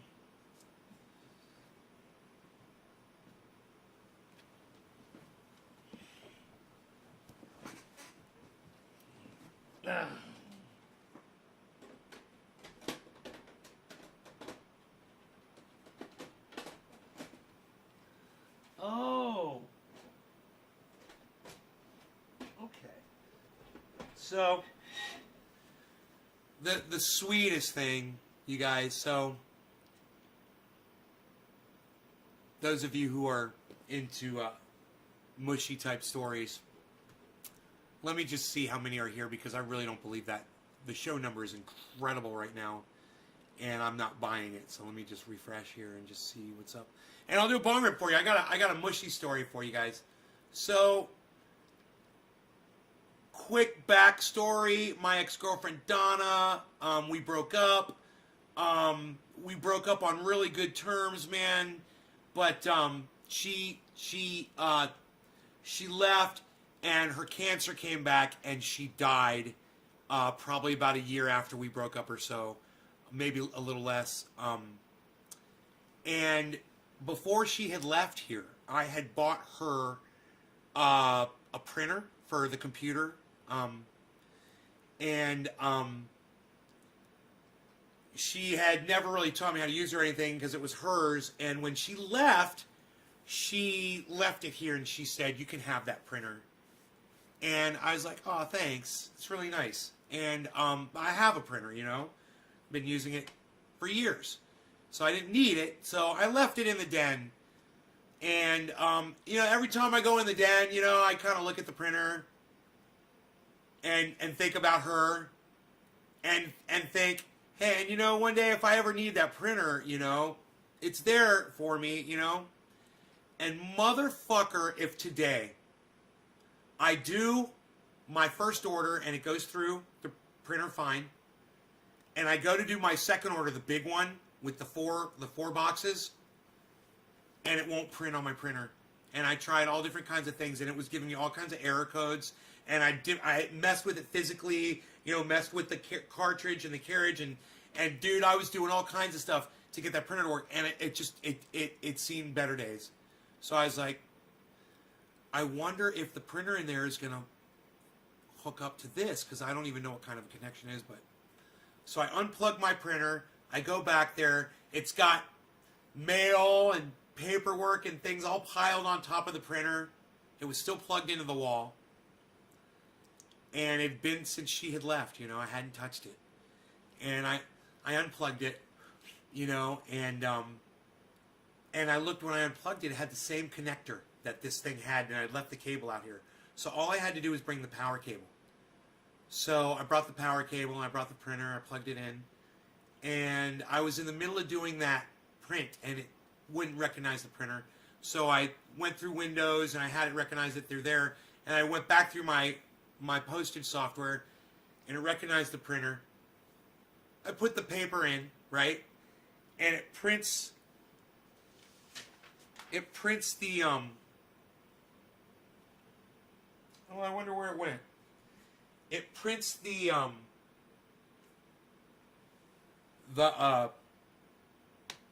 ink on the wrong side of the page because her printer prints backwards from the way mine did. So I'm like, okay, lesson learned. I flipped the page over, you know. I put it back in. Now I know, right? And it prints, and it comes out. And I'm holding it in my hand, and I'm looking at the printer, and I'm like, thank you, Donna. I'm like, this is like a gift from you years and years after you're gone, and you're like reaching out to me through this printer. And every time I use this new printer, I'm going to think of her, you know? And you're saying it's a full moon outside? Is that what you're saying? You're getting ready to move to North Carolina? Oh, we'll have a nice, safe move. So, I'm not as sad as I used to be that she's gone. You know, I think about her all the time. But it's I don't mind when I have a memory about her. You know, it's nice to have something to remember. You know, and she's the one that taught me how to do the triage oil, man. She's the one that taught me how to ship it out. She's the one that taught me how to start the business, and she helped me with everything. So many aspects you guys would never know.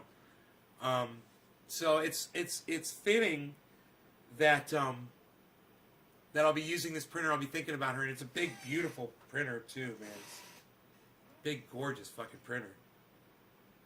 You know, it does a lot, and it's an industrial type printer. It only prints black and white, I believe, but you know, it's made to print postage and shit like that, letters and. I think it's a laser printer. My cat wants me to check his food, so if you guys will give me a second. Right? Give me 1 second. Let's just take care of the kitty. The kitty. Alright, cat. What? What? What? What? Why are you purring at me?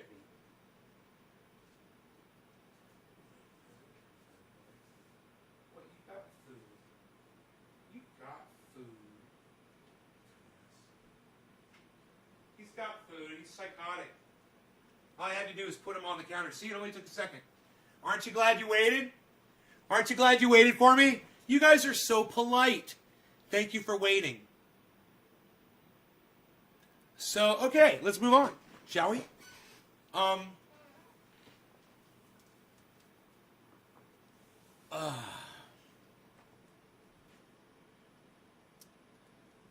Who am I smoking a big fat bong hit for? I tell you what, let's do one for Donna. She's the love when I call her that. Donna. One day she goes, I love when you say my name like that. So, who's dropping a digit here? Come on. Single digit for me. Someone dropped a digit so that I can smoke cannabis. Who is it? Nobody. Tiffany, I love you, Tiffany. Thank you, honey. You're so sweet. Thank you, Tiffany. Sean, do not say rip Donna. All right? She's worth better than your stupid little fart letters on my goddamn podcast. Do not say fucking rip Donna ever. Ever again. You want to fucking give tribute to her? You could say rest in peace. You know, if you want. She's worth the fucking words, motherfucker. Alright? Rip. Fuck you, dude. Rip? Really? That's all my ex-girlfriend's worth? Wow. Rip. You fucking indoctrinate. Where'd you learn that one? Where'd you learn that one, Sean? On the internet, bro? Cheers.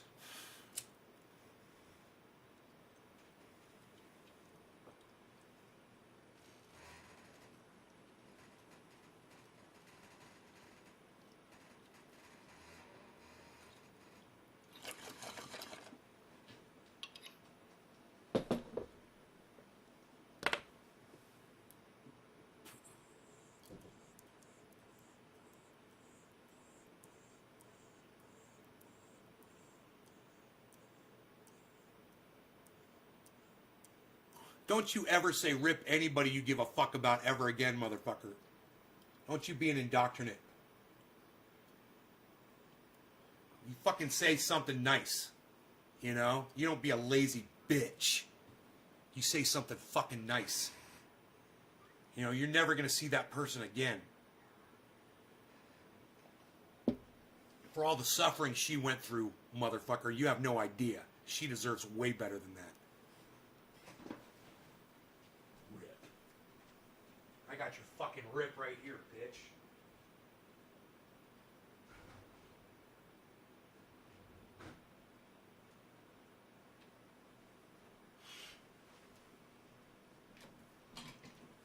I know you understand, but you need to be fucking screamed at and yelled at, right? So that everyone else can understand how indoctrination works and how vulgar it is. Indoctrination is vulgar.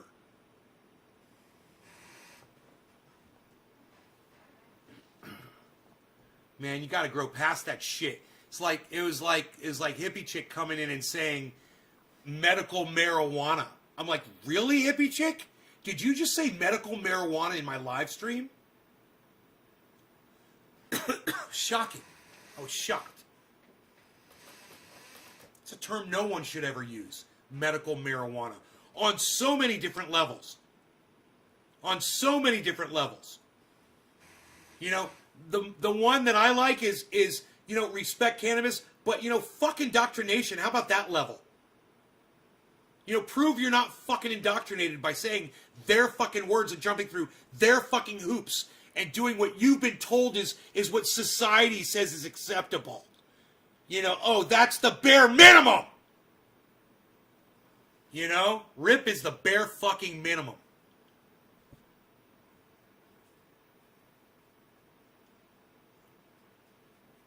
So, Sean, I love you, bro. But I still need to yell and curse so people will fucking understand indoctrination. I want you to know I'm not mad at you.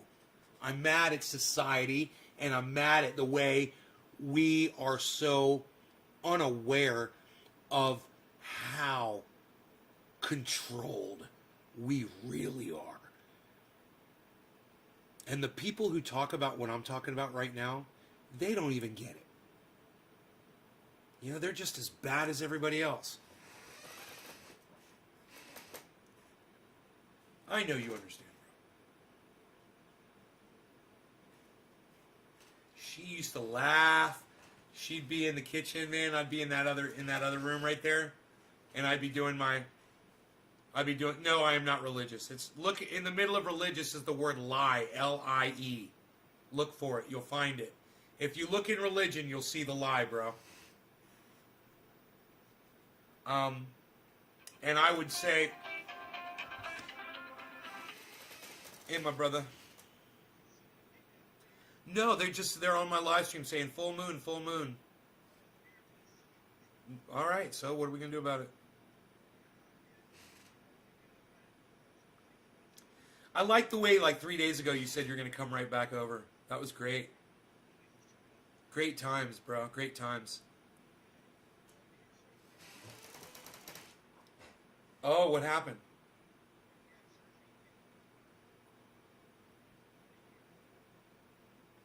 Whoa, dude. Oh. Oh, man.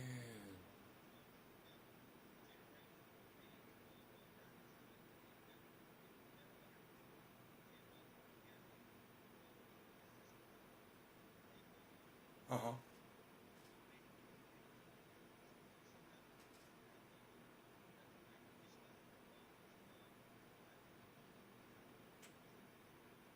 Oh my God, bro.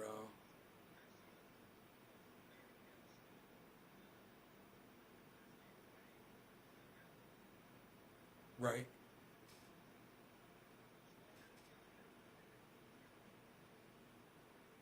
Jesus fucking Christ.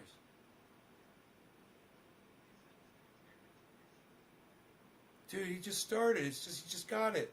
What do you mean she's getting tired? He's gonna do this for a year?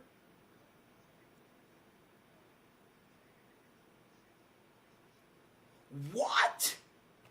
Oh, what? Oh my God, bro. So 6 months left?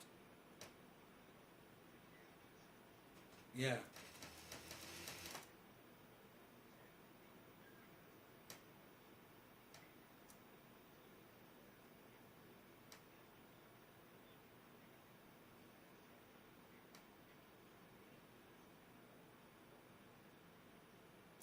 Right. Right.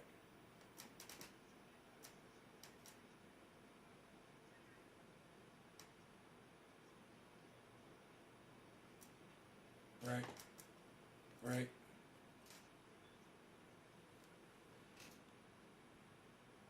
Right. Hey, I'm gonna put you on speakerphone. Say hey to Rogie. Hi, Rogie. Hi, Rogie. Rogan. Oh, Rogan. But, bro, he's got that look in his face when you like when you are coming up the road. He knows it's you. Now he's looking. Now he's looking out the window. Oh, Rogie. Oh, Rogan. Who is that? Who is that? He knows. Yeah, I took you off speaker. He knows. All right. Hey, hey. Are you still there? Good. Listen. Hey, man. I don't know if you were up there the other night or not, bro. But I went up there and the cover was not on the freaking telescope, and the umbrella was down. And I'm like, did you put the umbrella down? Bro, but don't forget to put the fucking cover back on and everything next time. And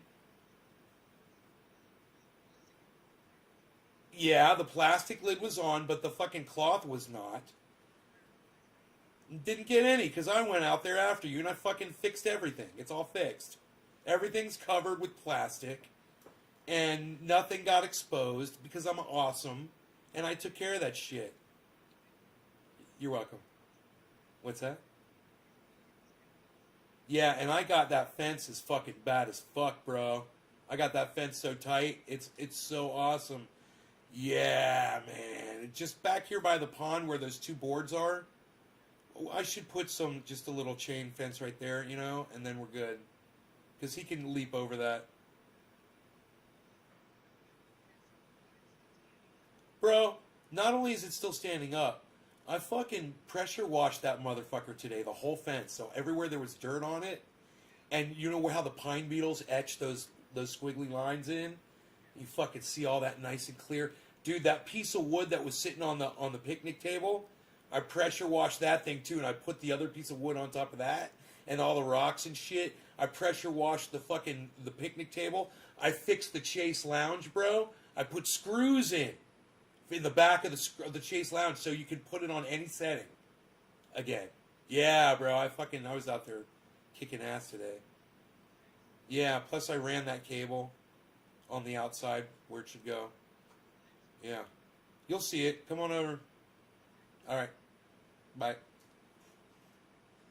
Dude, my neighbor had the worst thing fucking happen to him, man.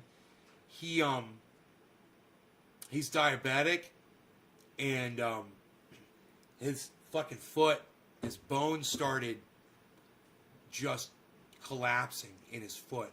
So he had two options. They were either going to amputate his fucking foot or put metal replacement bones inside his foot. And that's what they did. They put metal replacements inside his foot. He's off of his foot for an entire year. He had the surgery in December and I didn't even know. So he's like 5 months in. He's got like 7 months to go. And my buddy Mark is helping him out and shit.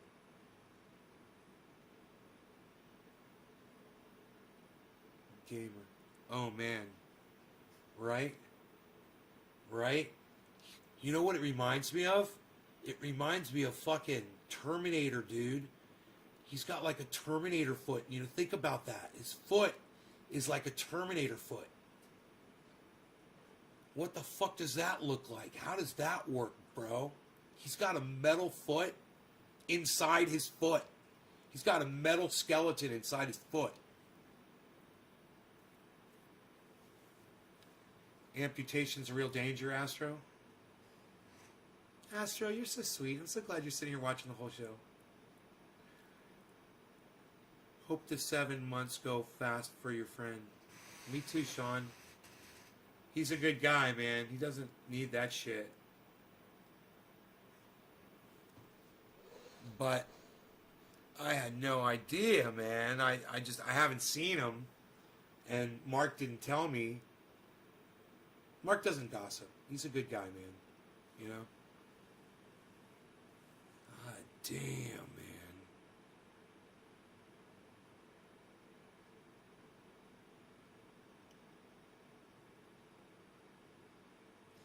The only reason he had to tell me is because I pressed him. I was like, why? What? What? Dude, what? What's going on?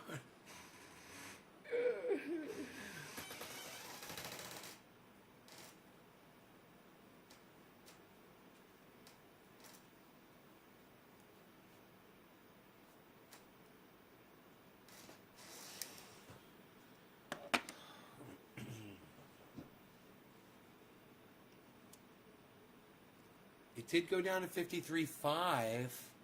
That was a good call on the sell, huh, guys?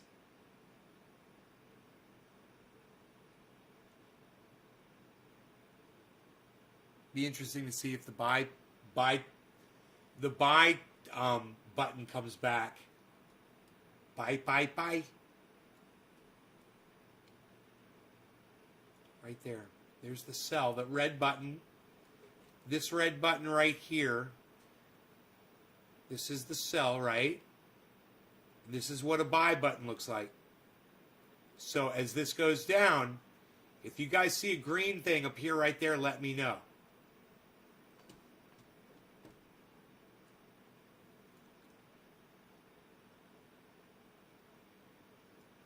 All right?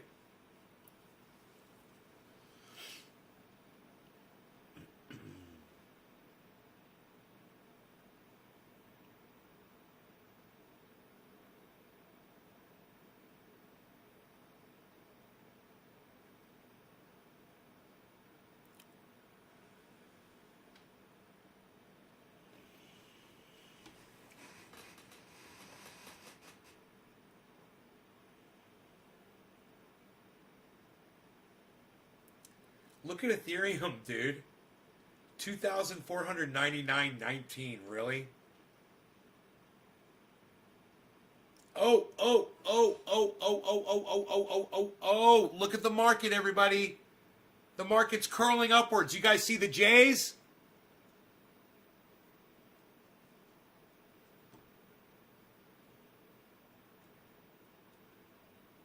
Look at the J's.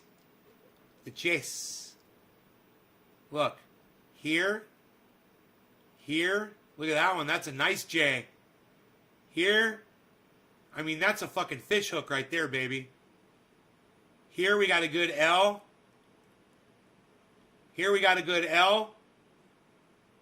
Here we've got kind of like a Chase Lounge going. So Bitcoin is slowing down. It was speeding up and now it's slowing down a little bit in the decline. That's good. There was a much steeper decline here.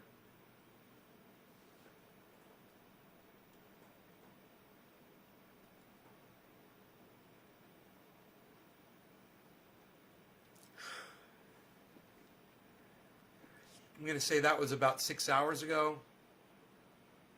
5 hours ago. 4, 5, 6, 7 hours ago.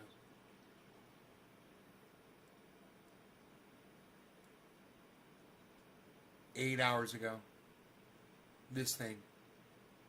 And now. Okay. There's another little steep drop coming. Let's just see if our marker comes back.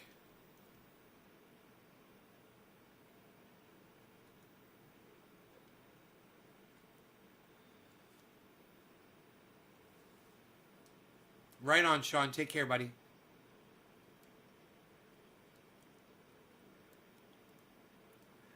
Astro, you know, I don't have anybody to go rock collecting with anymore. That's something I like doing with other people. You want to go rock collecting with me?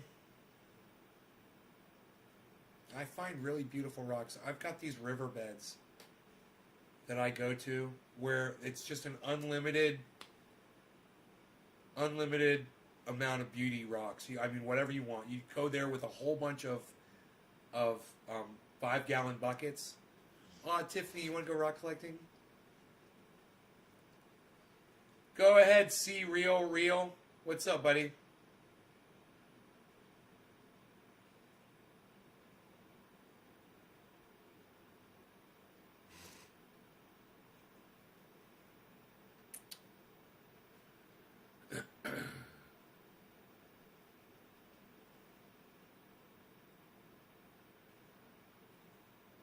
Can you test your psychic powers on me?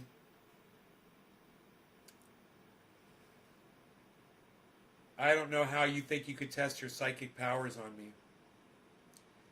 Pick a number between 1 and 100, and you'll try to get it correct? All right. I got it. I got the number. Go ahead. One chance, right? Great. See if you got it. Go ahead. In fact, I'll even type it out here before you do, just so people know I'm not lying, and I'll show it to you, okay? Here it is. I'm going to put it into a browser window.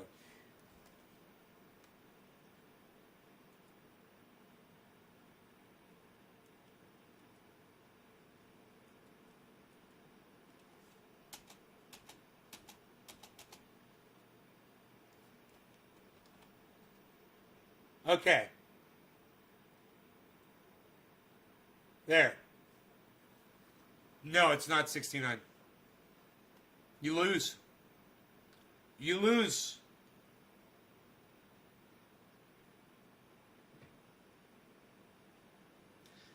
Your psychic powers suck, dude.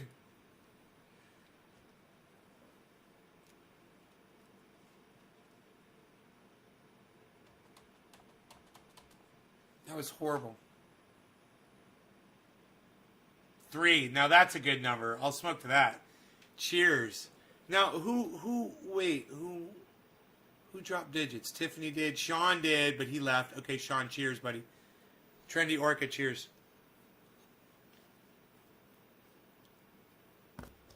We'll smoke for Donna again. Cheers.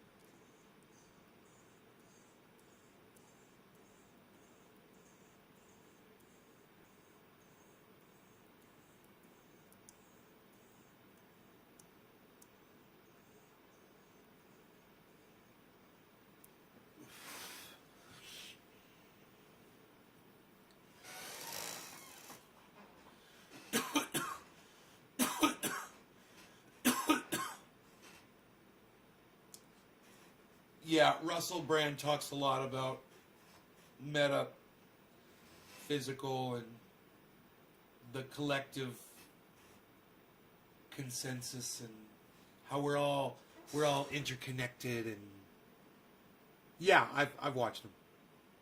I don't subscribe to any of that stuff though. Putting out the positivity and it all comes back to you.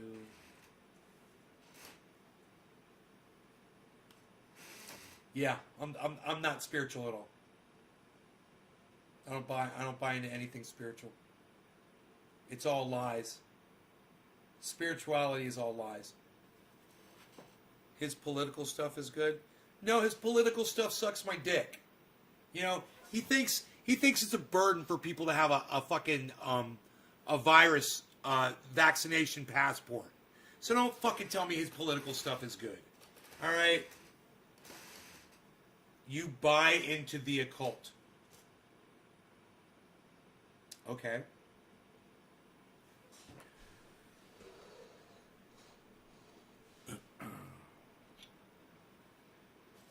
worried about a goddamn invasion of your privacy because you got a little fucking passport that says you got a goddamn vaccine. No, dude, it's not about control. It's about him fucking controlling you so that you will go watch more of his shit. I'm blocking you from my live stream. Fuck off, you little fucking punk bitch. God, so fucking stupid.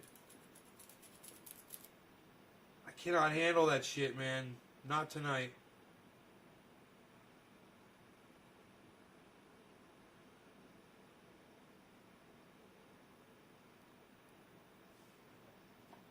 Yeah, that's what Russell Brand wants you to think. That's what he wants you to buy into, so you'll keep buying into him. Yes, it's all about control. That's what the people want to hear. You fucking cuck bitch. Dude, it's about me getting on a goddamn airplane and not have to worry about your non-vaccinated ass sitting next to me, breathing your fucking COVID virus on me, you fucking dumb cunt bitch. Has nothing to do with government control. It's about my fucking safety. Suck my dick.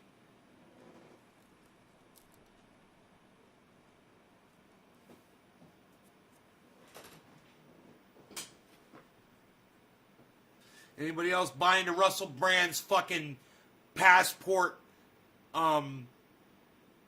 conspiracy bullshit? His COVID passport conspiracy bullshit? How's my new growth looking? Tiffany, I don't know what you're talking about. My new growth? Huh?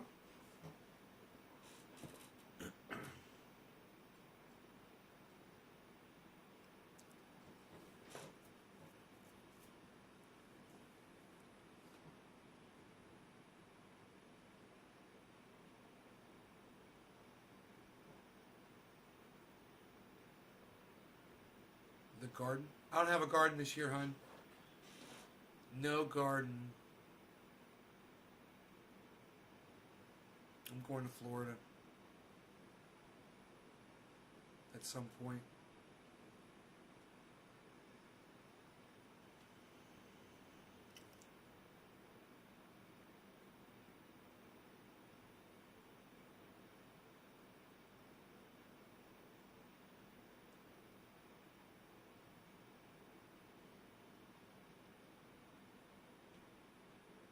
I got all my laundry done today too, man. I was looking at the socks. I got 2 pairs of socks that are drying because they were a little fucking rolled up a little bit in the washing machine and dryer. So the tips of the toes on 2 of them were wet a little bit.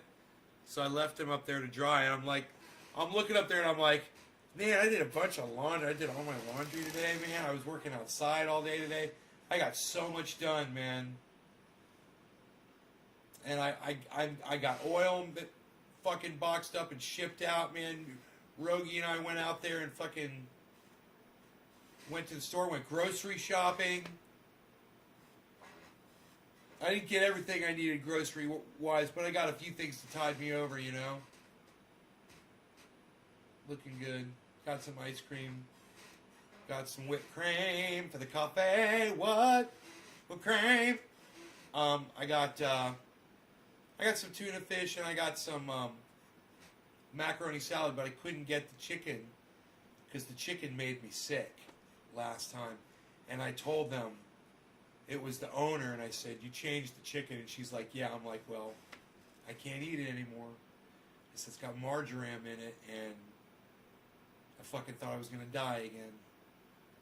I explained the whole thing to her. She's like, oh, really? I'm like, yeah, you know, next time you change an ingredient in one of your fucking things here, will you please let me know so I can check and make sure there's no marjoram in it? Because it literally gives me food poisoning for 24 hours.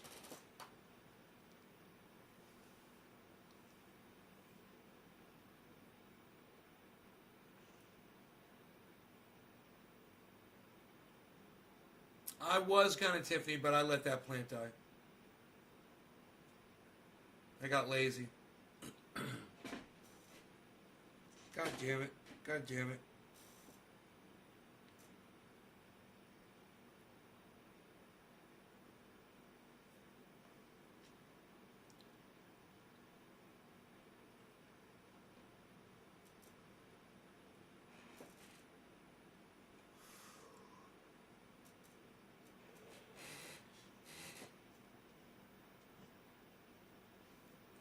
Guy plays some pretty chill music on his. Here, you guys check out the music on the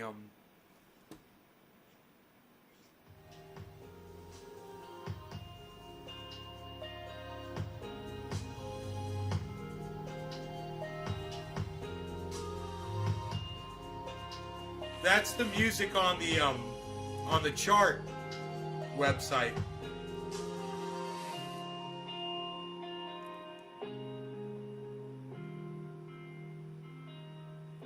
Zane Anthony. Nope, that's a new one. Haven't heard of that one. It's funny though. It's funny though. I like it. It's the little poo emote, poo coin.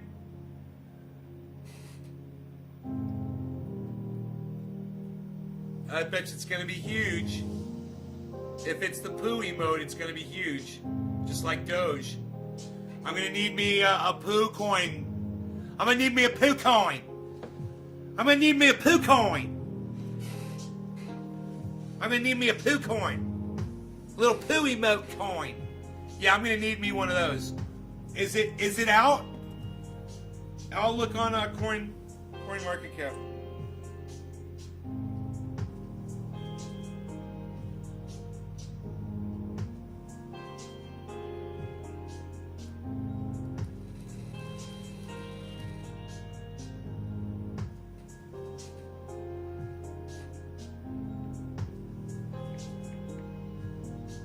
Nope. There's no POO coin.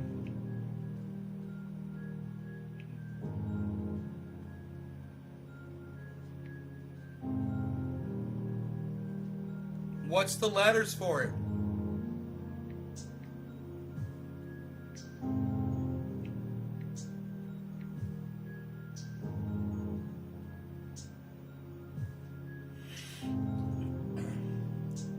There's no poo coin. Do I have Discord? No, Astro, I do not. But you're the first person that's ever asked me that's actually making me wish that I had one. I actually do have one, I just don't use it.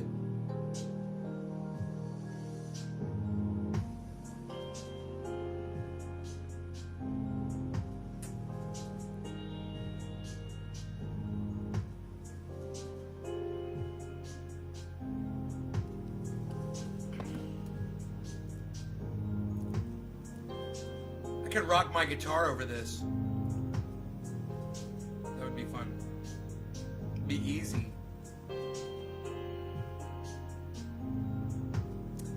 All right, Tiffany, thank you. Yeah, the printer worked great. Printer works great.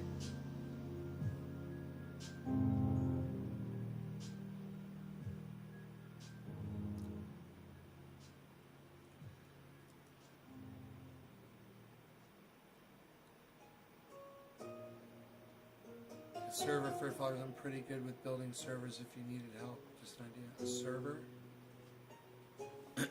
You build servers, Astro?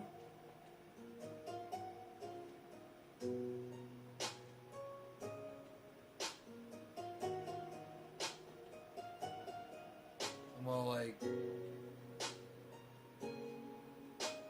I'm not thinking about the server right now. What else do you know how to do, Astro?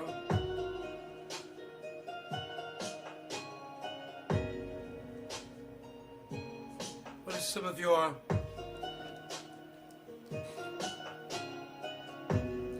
Ooh, Astro! Tell us some of your other talents, please. What might some of your other talents be, Astro? Our interest is piqued. Please, do tell. What sources and sorts of talents are we looking at here? Server building? Yes, go on. Go on.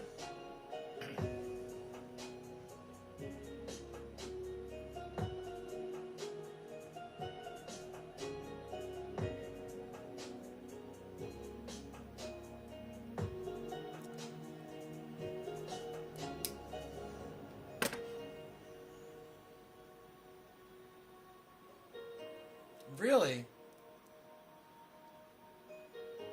You want to be an author one day? You already are. You already are an author. You've already written stuff. Right? How else would you know you were good unless you'd already written? Right?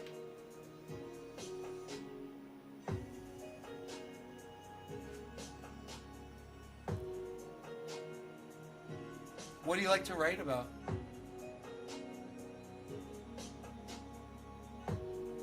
Dude, look at fucking Harmony 1.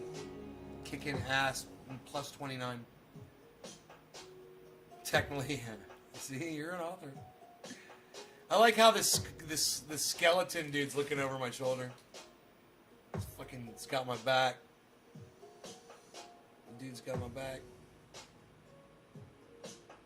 Looking out for me. You like to write sci-fi and horror. Wow.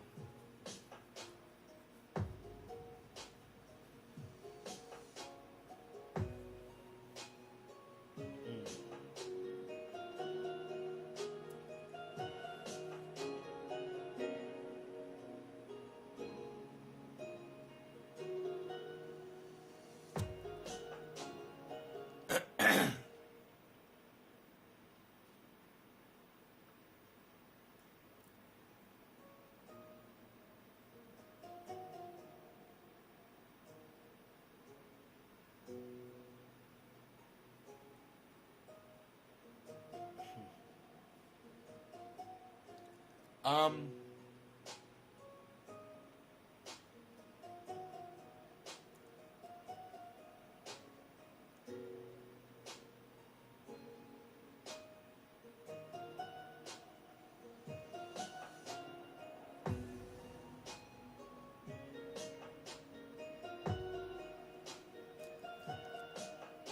I got Harmony on I think I got it on Coinbase or Crypto.com. You don't need freaking Binance for Harmony 1. I'm almost positive. Here, let me see. Fucking, I got Harmony.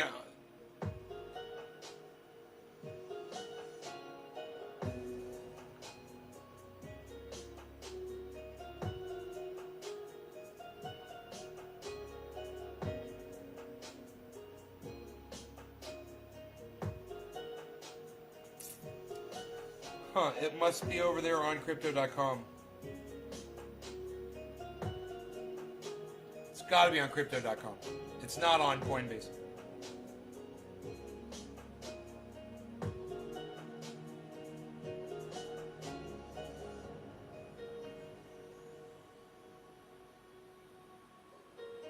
Yeah, it's my number one hold at Crypto.com. It's Harmony 1. You like Robinhood? Robinhood's got me blocked. Those fucking pricks.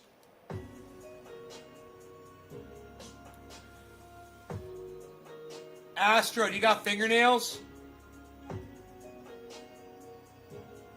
You have fingernails?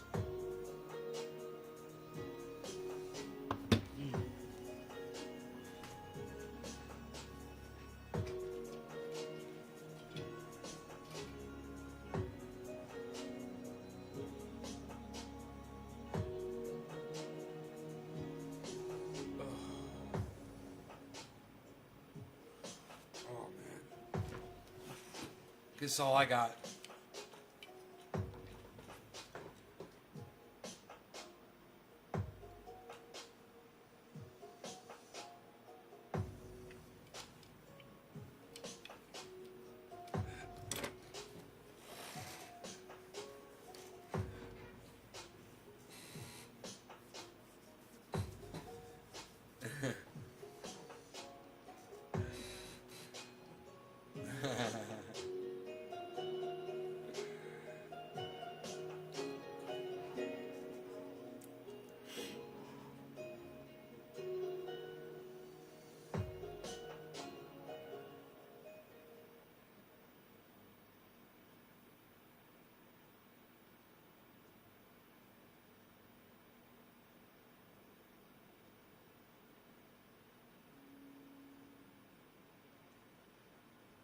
Man, I ate tonight. I ate dinner. I had what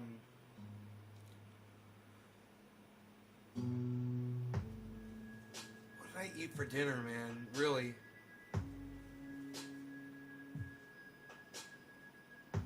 That wasn't really dinner, was it? These 2 pieces of pizza that I had made, the pizza I made the day before. It was really good pizza, but it was really high in salt. They put a lot of salt in it. I don't know why these companies do this shit. But this had like I don't know, it was some obnoxious amount of salt in like one slice of pizza. It was like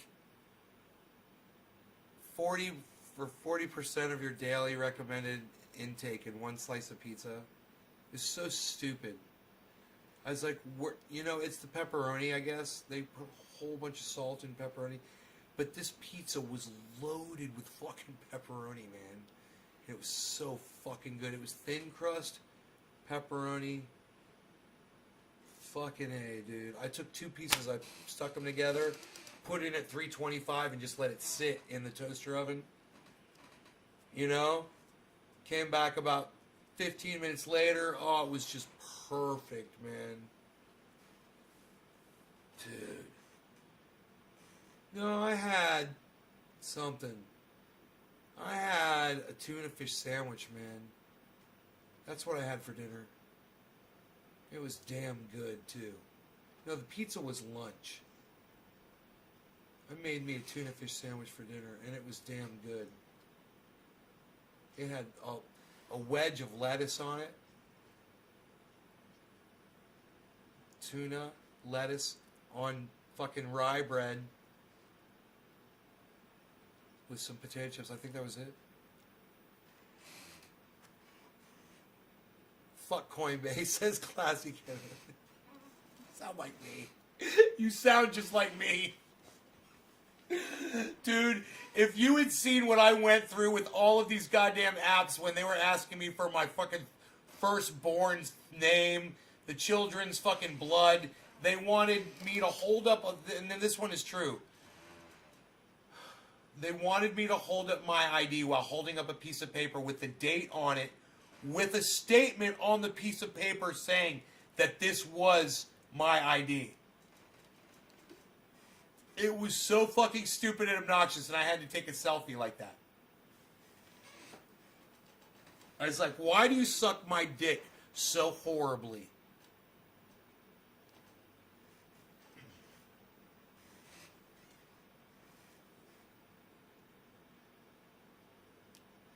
Because they're sucking it.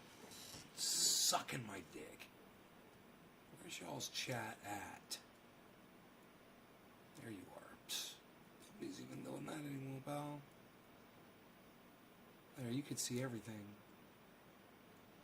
Wait, that's not your chat? Where's your chat?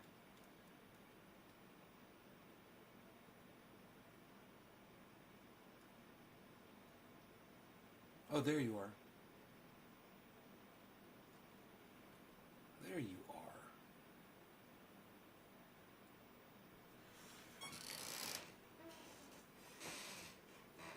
Oh, dude. Oh, what I had to do to get in some of those goddams. Once I got in, though, it's smooth sailing once you're in. You know, that's a good thing.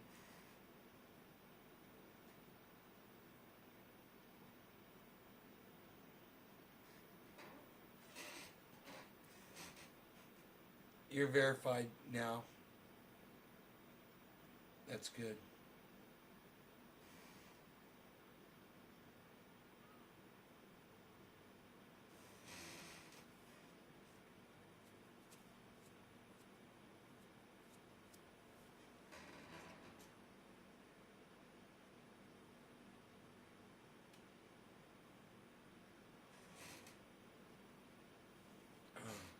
So Astro, how do I contact you? You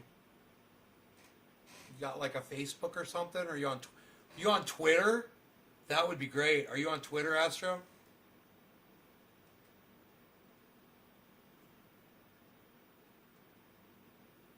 Facebook works too, but I just assume use Twitter.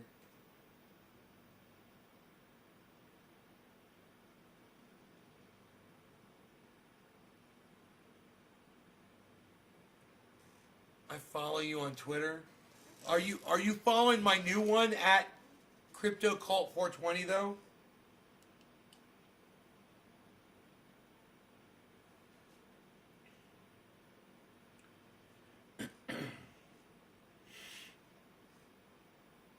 You've been watching my show for years though, haven't you, Astro?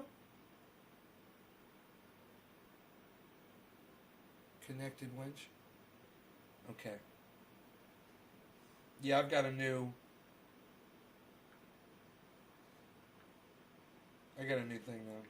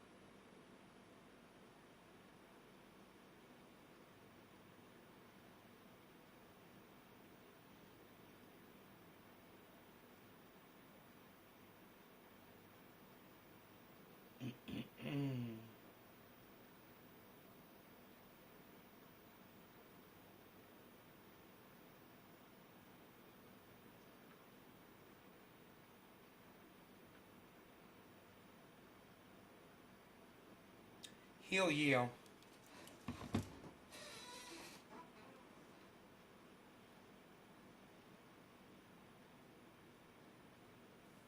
Yeah, cool. Yeah, follow me there, and if you do Discord server, and do it under the name Nate's Garden, because I can't remember. I had one, and it was the name was Trendy as Dabbers, and I didn't use it. I didn't understand it. I really didn't want to start a community server.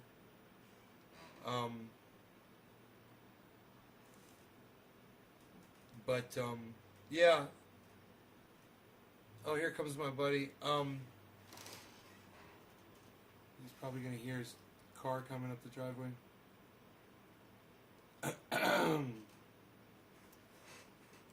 Just depends. Oh, he's sleeping. So he doesn't hear. So he's gonna be surprised when he comes over.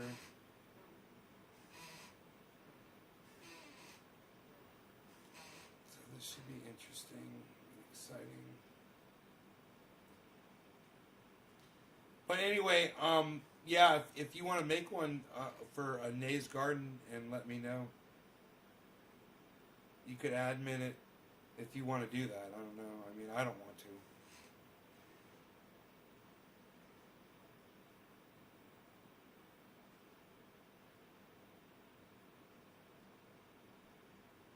Oh, thank you, Astro. Really, really, really appreciate that. All right. Thank you so much.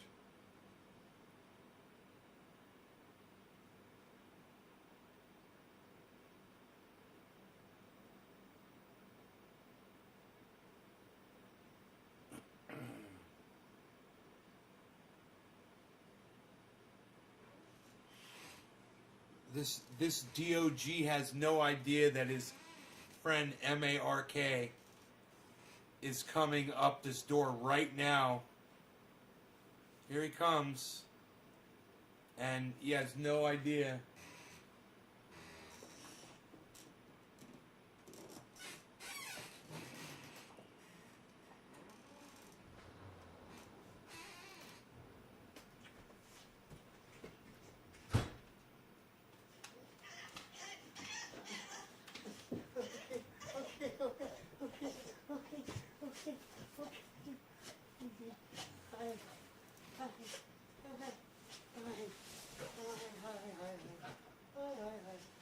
Oh, look, he got my hair again. He got my hair. He got my hair. He got my other hair. He got my other hair. He got this one. I want this one hat. And this hat. What's this hat? You like that new hat? That was, oh, that's a... Alright, cool. Cool, Astro.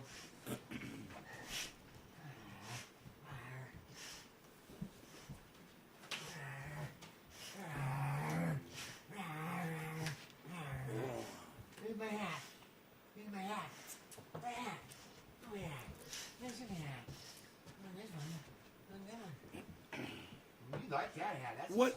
Tell me exactly what a Discord server does. Is it just a chat, or is there video, or are you able to exchange memes? Are you able to exchange music, or is it monitored, or is it self-monitored?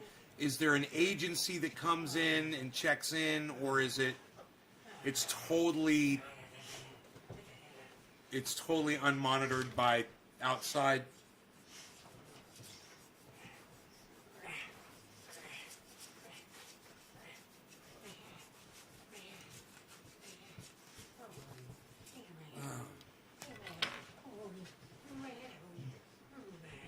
It's a text chat, voice call, video call, share photos, videos, links. Yeah. Video call up to how many people at a time? How many people can be involved in a video call on a Discord server?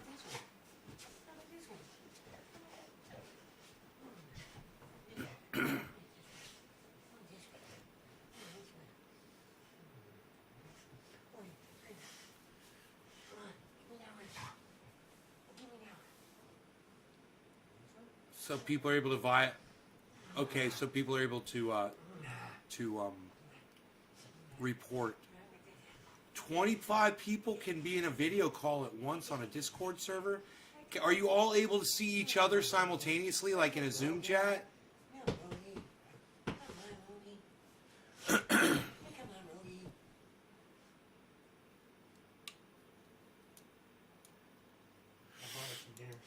You did? What'd you bring? Burritos. What? Burritos. Fritos? Burritos. Oh, burritos! You had me at the burritos! Yeah, iba, andale! Well, he boiled them all down at one time. What did you do that for? What did you do? I'll down here.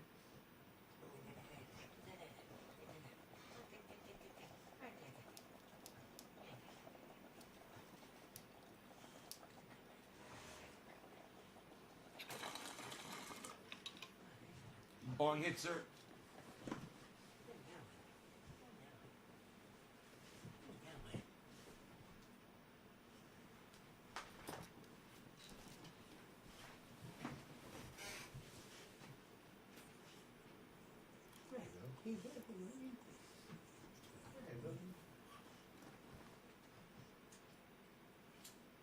Here, sit down, bro.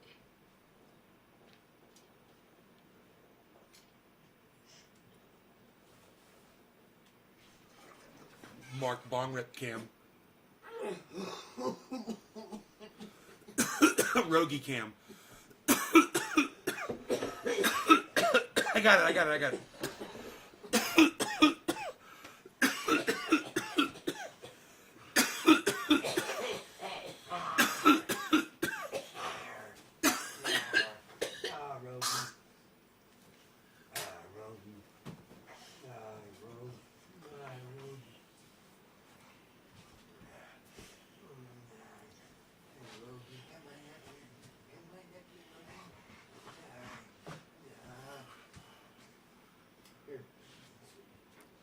So,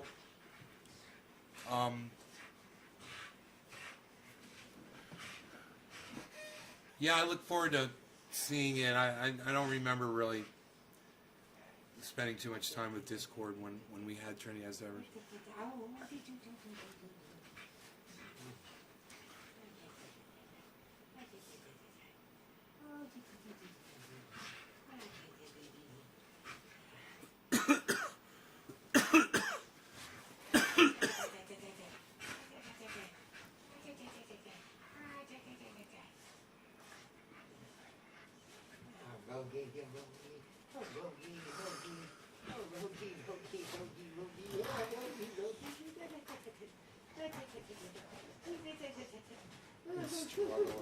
It's crazy. It's just so crazy. I don't understand. I don't understand why you want me so crazy. Oh, he's going nuts. He's going nuts.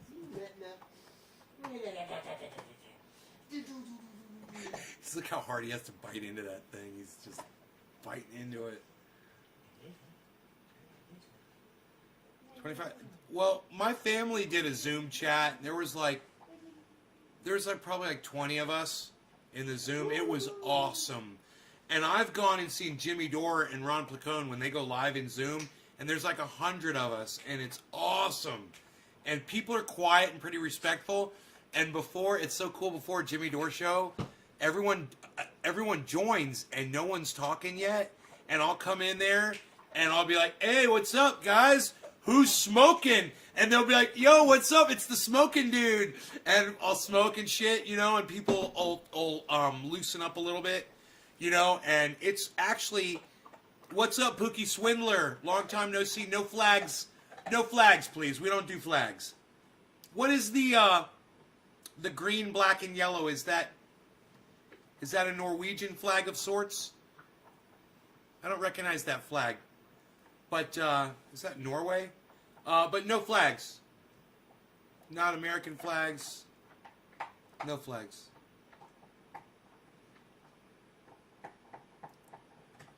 We don't do flags.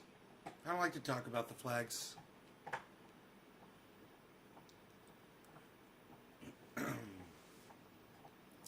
Is that the Jamaican flag? No, the Jamaican flag is red, yellow, and green. But I wouldn't want that flag in here either. I don't want any flag. You see, you don't even know what flags you're putting up.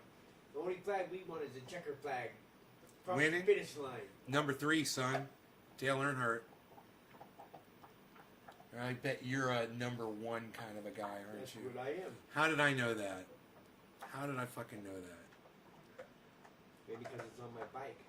No, I didn't notice it was on your bike. I just knew that you're that was you. Some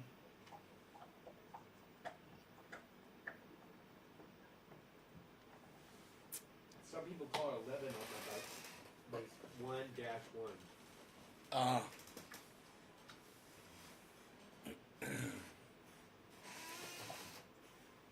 There's the checkered flag right there for you, bro. See it? You see it right there? Is the microphone in the way? Yeah, I don't see It's it. right where you see the mouse pointer right here? Yeah? See that flag? Oh, I do see a little Corvette flag. Checker flag. Yep.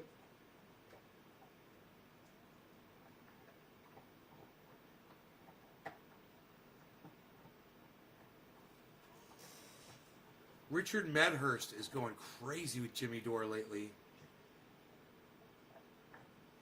Richard Medhurst, man, this guy is like...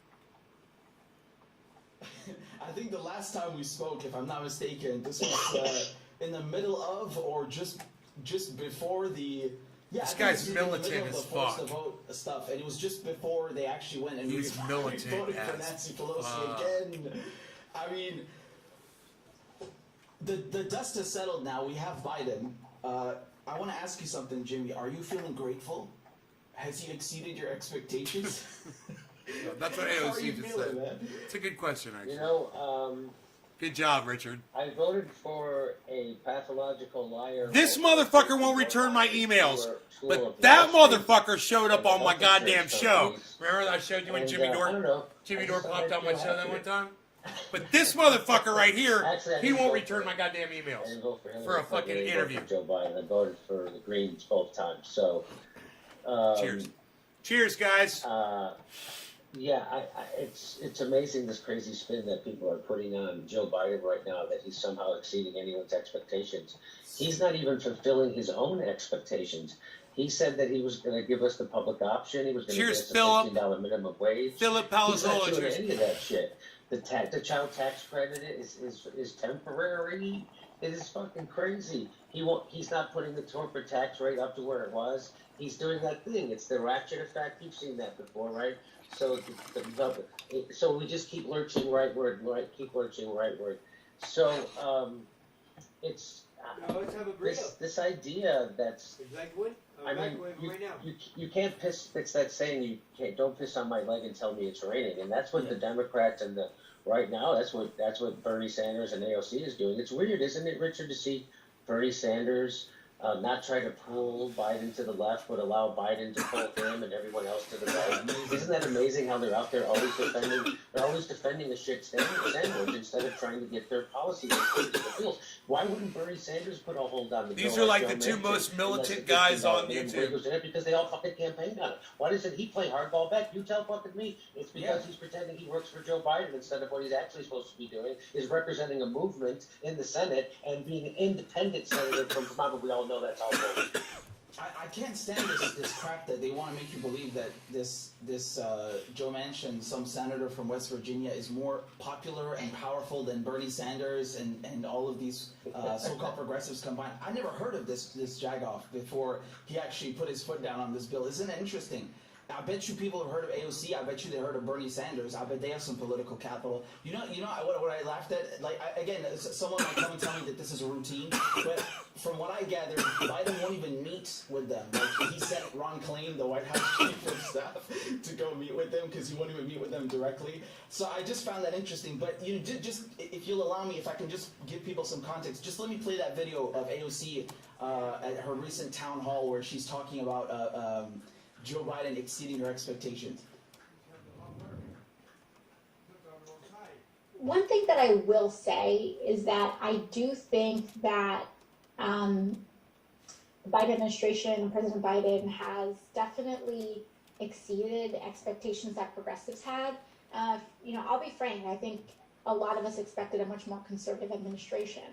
And I think that not only what has ultimately come out, but the active invitation and willingness and collaboration with progressives in his first 100 days, or almost 100 days, has been very impressive. And so while there are there are areas where there are just plain areas of disagreement, I think that the actual conduct of the administration has absolutely been in good faith, but not just in good faith, but active incorporation of progressive legislation, and also for those of us individually. And I can at least say that there has been a lot of openness and willingness and flexibility in incorporating many of our goals, requests. Buy demands, flag on etc. Ethereum, guys. And I think that it has been to the benefit of the country. Why don't you turn the light on in there, bro? What is she talking about? What cooperation is this? I really find myself losing the words sometimes because they put together this verbal diarrhea word salad, and I'm just sitting there like trying to piece together, like, have I gone nuts? Did they do something that I was sleeping under a cave when they did it? Well, I can't wait to see how Ryan Grimm's going to spin this into being something smart. Did you see that crap he was trying to cover for the cops showing up at Ryan's house? Ryan Wentz? Unbelievable. Yeah, yes, I did. Of course, yeah, I did. The guys, I don't, I always give these guys credit for being smarter than me because I come from show business and nightclubs, and I'm a comedian and not an academic, and I always give these guys too much credit. They're not. These guys are legit dumb. Like, like the people, like, I don't know who they think they're bullshitting. Yeah, It's like, you want to. and it's like there's some polite society where they all agree not to call each other on their bullshit or something. But I'm not from their society. I don't want to be in their society. Their society Only give kind them of food if repulses it's me, empty. and that is the corporate journalism It's of gotta America. be, as long as both It's those fucking things are empty. horrible. And you know, they're all propagandists and they don't care. Then So, don't give them any food, man. Or they prop it up. That- And then he- worse is he when will they start shit on leaving that in independent there, and journalists he and they won't punch finish it. down. You know what's weird is that YouTube, the YouTube CEO, is referring to independent journalists on YouTube as people producing content in their basement. That's what people used to say to speak of YouTube in the pejorative. That's what their enemies used to say. Why would the CEO of YouTube be referring to their own content creators that way? It doesn't seem good for people like us, Richard, is what I'm trying to say. So we should get our licks in now, because they're coming for us.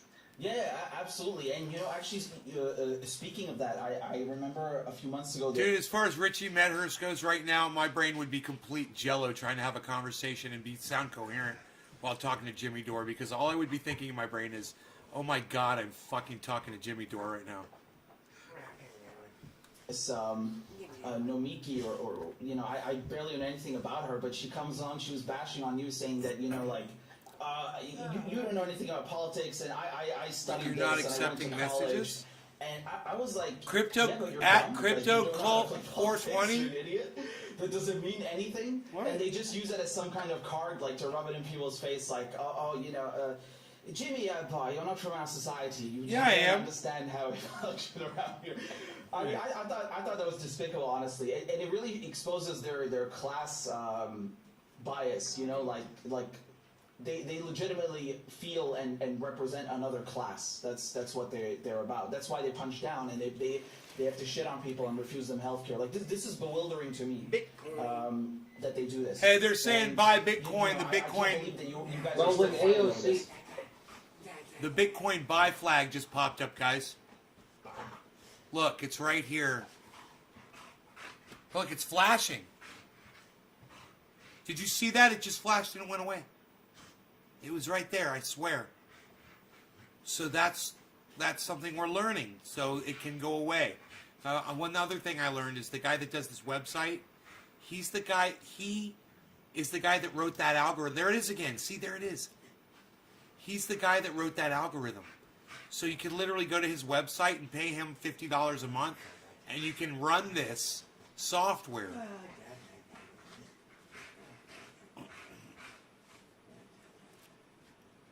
You can run the software on your computer. But I'm like, why would I run this software on my computer and pay you $50 a month for it when I can just go right now to YouTube and just watch your channel where you're playing it live streaming it? Right? Because this is exactly what I'm doing. And there it is. And it says to buy. And if you guys wanted to buy Bitcoin, they're saying right now is the time. So that'll probably last for a few hours, man. The buy run. Just keep your eyes on it, and we'll see if the value goes up. when AOC did it, AOC said that this isn't coming from approved activists. What is that? That's funny. You know, she was a bartender 3 years ago. I mean, what are you talking about, approved active? What the fuck? That's just, again, it's like, oh, now she's on the inside and they want to be gatekeepers. They're elitist gatekeepers. Yeah. And, you know, most of those people, if you look hard enough, there's going to be some NATO money in there.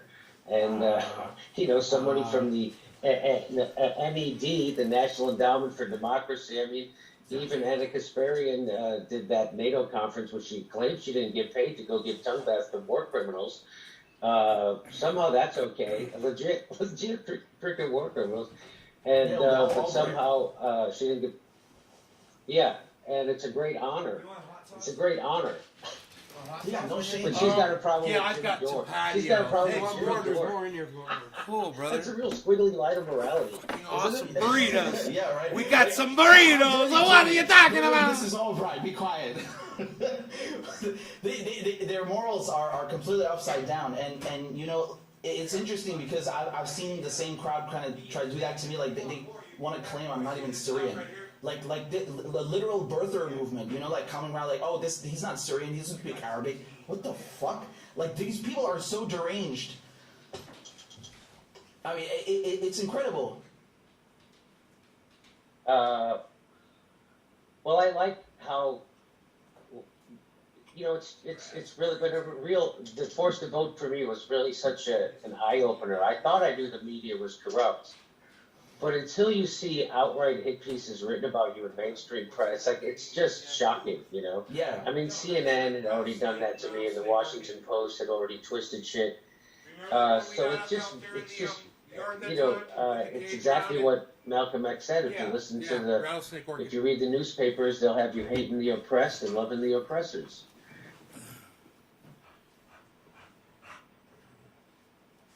Classy, no flags, please, in the chat. Please, no flags. No flags. Please refrain from posting flags in the chat. Thank you. Thank you so much.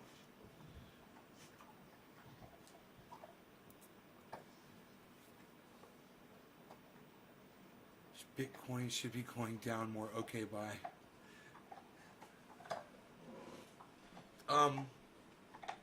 Yeah, let me get That one was 4 o'clock.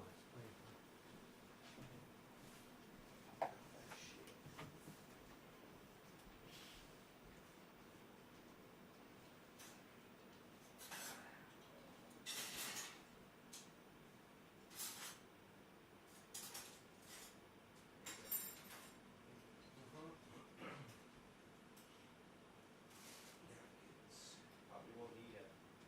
Nice. There we go.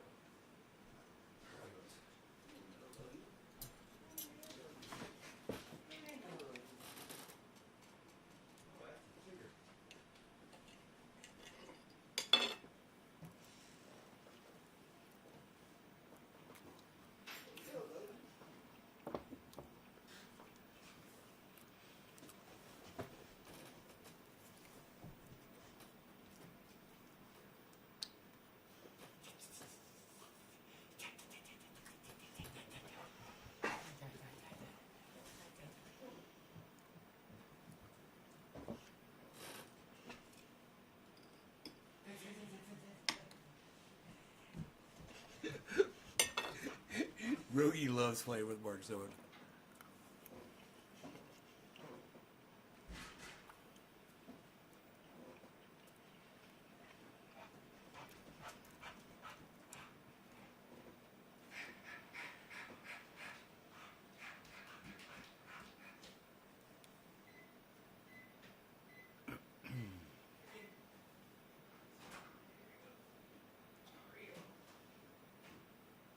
Burrito. Mosquito burrito. Where's my video? Oh, it's over? Nobody finishes the video anymore, Val.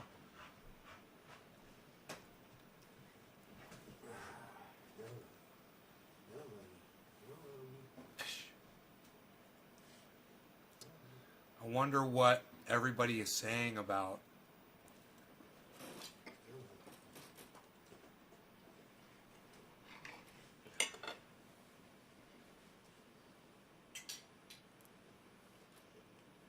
Oh, you want this? Mm-hmm.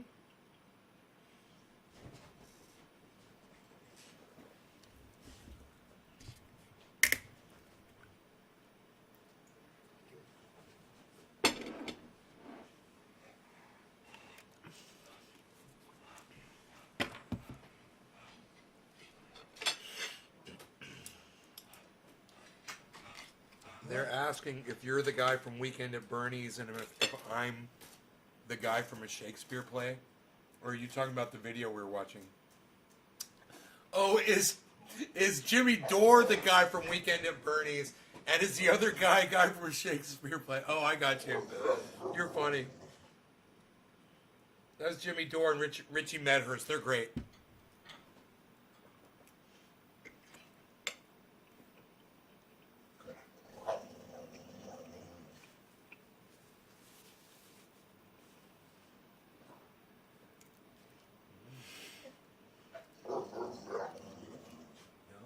The Moon, guys, 25 minutes ago.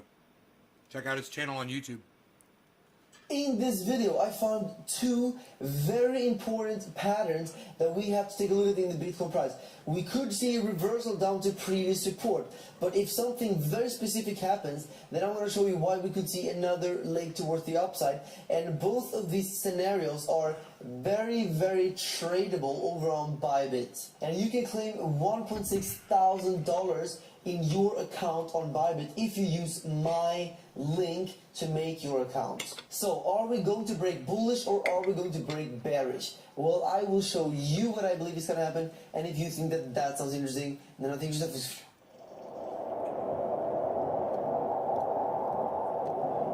Hello guys, and welcome to the Moon. My name is Carl, and I'm going to bring you this cryptocurrency video.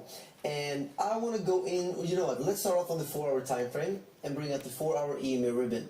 Let's just take a look at the bigger time, or the daily and the 4-hourly first. So we can see that Bitcoin is right now struggling to break above the 4-hour ribbon.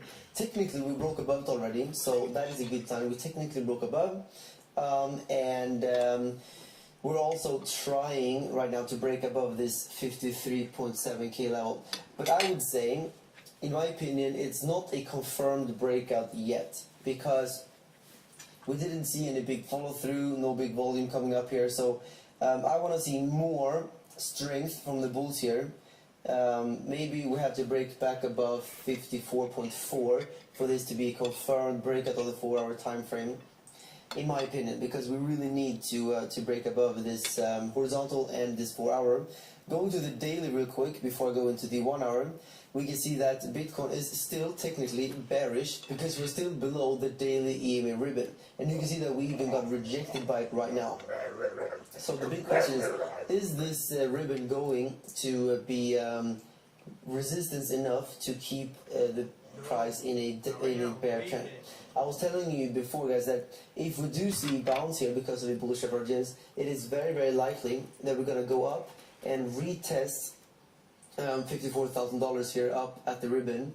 And well, that's what happened. We did see bounce and we came up exactly to that level, and I believe that we are at the critical point, because if we get rejected, then it is actually quite possible that this bear trend is going to continue lower like this. We are at such a critical level right now, because if we get rejected, that is a bearish scenario. If we break back above these levels, then in my opinion that's a bullish scenario, and in that case I will flip back into bullish on the daily time frame. Remember, I am bearish on the daily as long as we're below this ribbon, and also if we're below this 53.8k level. Stand right, stand in one spot. I'm technically still bearish, or I mean it depends. If we make a clean break above here, then I will flip back into bullish on the 4-hour. But look at this. Remember, on the 1-hour I'm already bullish ever since this point right there. We broke back above the 1-hour, and where I flipped really bullish on the 1-hour was right here at 51k, as I told you before we broke out. I said if we break above 51k, I think we're very likely to experience a run up towards 53.7, and that's exactly what happened here. So big shout outs to everyone who took this trade, because you guys made fantastic gains there. And let's go into the short term right now. I want to show you two patterns that are forming. First, I can show you. Let's delete this horizontal, because it looks like we're. Yeah, let me just delete that real quick. It looks like Bitcoin is forming a diamond pattern, and you guys know that these diamond patterns are actually quite tradable. We've seen a couple of them happen before, or actually many of them, and we've been able to trade them before. So what we want to see in the diamond pattern is, first of all, a big move into the pattern like this, and we also want to see a big move in the middle of the pattern, which we see right there, and the the diamond should be tilted to the side like this. It should be laying down. Now, if we were to break to the downside out of the diamond pattern, the target would be the bottom of the big move here. In this case, I'm not sure if we should measure maybe this point right there, or if the bottom would be all the way down there. But I don't think it matters so much. I think that if we were to break to the downside, I would just target previous resistance up here at $51,000. That would make sense to me. So if we were to break down, we could see a move of approximately 4.5%. And over on Bybit, that would be a huge move, of course, and you can short this over on Bybit. If we break to the upside, you know what? To the upside, I don't really have Bybit is the app that you can trade with. Because, I mean, technically you should take this all the way down to the beginning of the move. But to me, it doesn't really make sense to trade a diamond so far up like this. It just doesn't really look right. So instead of that, I think we just have to kind of look at something else. And I would probably, in this case, take a look at some resistance. And the next big point of resistance that I would like to take a look at would be this one, probably then 56.4 up to 57 here. That is a big range of resistance, so that could be something to pay attention to. Could be a move of approximately 6% in that case. And remember guys, if you want to trade these breakouts on Bybit, make sure to claim your $1,600 bonus right now.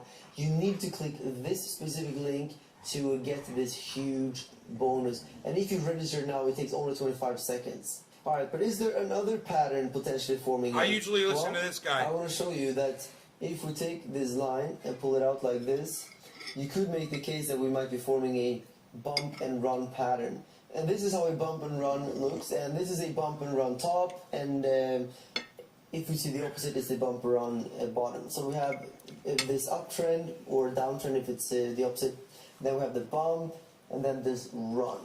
And the theory goes here then that here we have this trend line, we bumped into it right there, and then this is the bump down, and this would be the run. And this run should, in theory, then break through this trend line.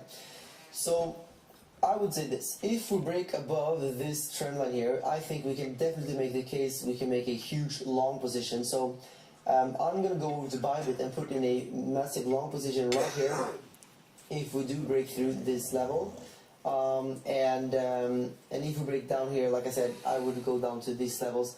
And if we break down, then this means that the bump and run is invalidated. So this is what I'm seeing right now for the Bitcoin price. I think that this trend line is very, very important because we do have previous resistance, right? So it's quite obvious that it's an important level, but this bump and run could give it more credibility.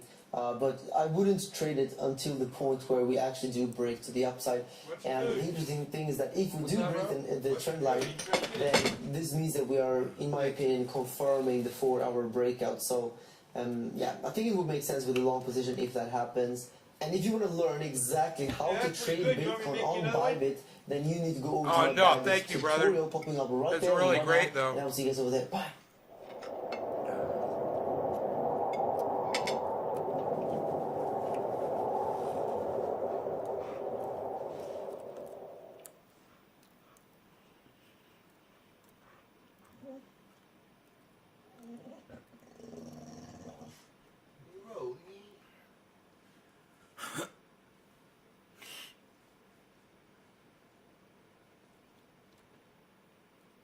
Scotty Kilmer.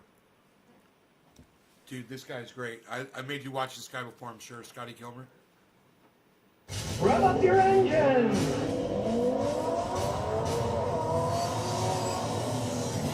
Sean Stanford said, what's the fastest car you've ever had? Well, I'm too cheap to buy really fast cars, but for a week I had a 2013 Shelby Cobra GT500, 6-speed tranny, 666 horsepower, wheel and blower on it. That thing was insane. Went 202 miles an hour on a racetrack. That thing was insane. But then again, even driving it on the street, I only got 3 miles a gallon. That's one reason I don't buy a car like that. You can go really fast on motorcycles and they'll still get 20, 25 miles a gallon. Not in a fast car, though.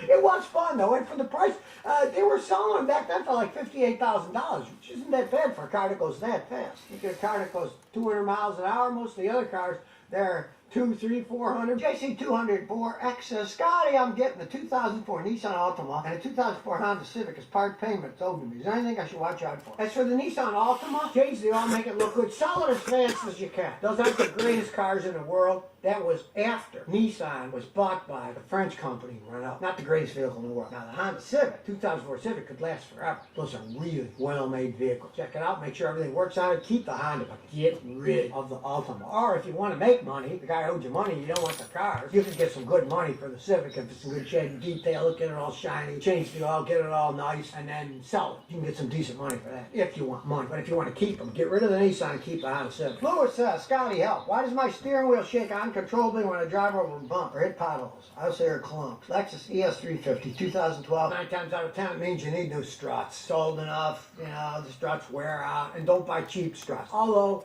all things said, those KYB Japanese struts, they're fine. You don't have to go to the dealer and buy outrageously expensive ones. You can use KYB. I got KYBs in my wife's Lexus and they work perfectly fine. They're great struts, but that's generally the problem when you have those. It bumps.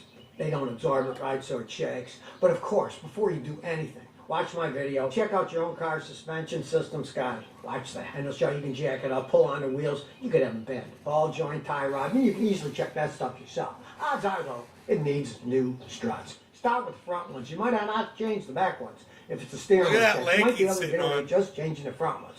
Most of the weight of that car is in the front. The engine and transmission is in the front, so the front ones have more stress. Always than the back. moving. March 1274 says, what do you think of a 2012 Ford Fusion with a 2.5 four-cylinder engine for first car for my daughter? Well, the Fusions weren't bad cars. The Focuses were absolute garbage, but the Fusions are pretty good cars. If you Is could it like get a price on it, restaurant? my neighbor had one, he had it for years and he loved it. They're not bad cars. You might just think about buying it. If you get a good price now, realize they don't make them anymore. It's a 9-year-old car. So try to get the best price you possibly can for the thing, but it can be a pretty good car, especially because they're bigger, they're safer, their airbag systems work. It might not be a bad idea for your dog. Ice Cube says, ever had a problem to solve an issue as a mechanic that you struggled to fix? Well, of course, because the way they're designing modern cars, in the olden days it wasn't that big of a deal. I mean, my grandfather was a mechanic. We fixed cars with sledgehammers, screwdrivers. We didn't have sensing machines. We'd put our head on a giant screwdriver and stick it on the engine to hear what the noise is. They were much simpler vehicles. They didn't have all the complexity of a modern car. The problem with modern cars are computers running everything. Some Mercedes have over 100 separate little computer modules. And you try to figure out when something goes wrong with them because they make a mistake when one thing goes bad. Main computer tries to compensate for it, and then that trips something else, and something as simple as one bad sensor could trip 15 different codes. So yeah, modern cars can be a pain in the butt to fix. They can all be fixable. Any mechanic worth their salt knows how things work today. Use the internet. I'm a member of various communities where everybody has helped each other out. Like, I hate Jaguars. I'll work on them once in a while. I'll just go to my Jaguar guy and say, hey, look, I got this. What's that? And he'll say, oh, yeah, look under the left pillar of the radiator. You'll see that the wire is worn through because they made them too short. So, you know, when you share the information, it makes it easier to fix. Rich Felix Severino says, Scotty, big fan from Asia. I'm tired of driving Asian cars. I'll be staying in California next year. I want to try to use European car like a Volvo 05 to 10 S60. What are your thoughts? Okay, the S60s were actually pretty decent cars. You have to taken care of. And you said you're going to be here for 1 year. If you find a good one with relatively low mileage on it, go ahead. It could be a fun car to drive. But you're going to have to find a mechanic there, like me, that checks them out. Because they can be endless money pits. If you brought me a Volvo, I would hook up my OTC scan tool. It's a very fancy scan tool. And within half an hour of pushing buttons and analyzing the data and all the information that's in the computer, I can tell you what shape the car's in. There's lots of guys that can do that. Now, you said, I guess you're going to be in California. But in California, you're going to have to pay a serious few bucks to get it checked out correctly. Do that and take my advice. Don't go to a Volvo shop to get it checked out. Because they're going to say it's a good car because they're going to see money in their eyes. We can fix this thing and make a fortune if it's got problems. Find a guy who knows how to work on them, but isn't just a Volvo specialist because he's got a vested interest in making money off of you. Joe Wynn says, hi Scotty, how can you check the timing belt of a Lexus 2003 GS430 without removing the timing cover? You got to take at least part of it off to look at it physically. But as a mechanic myself, I just get a timing light and I hook it up and I look at the timing. And if you don't have a timing light, don't know how to operate one,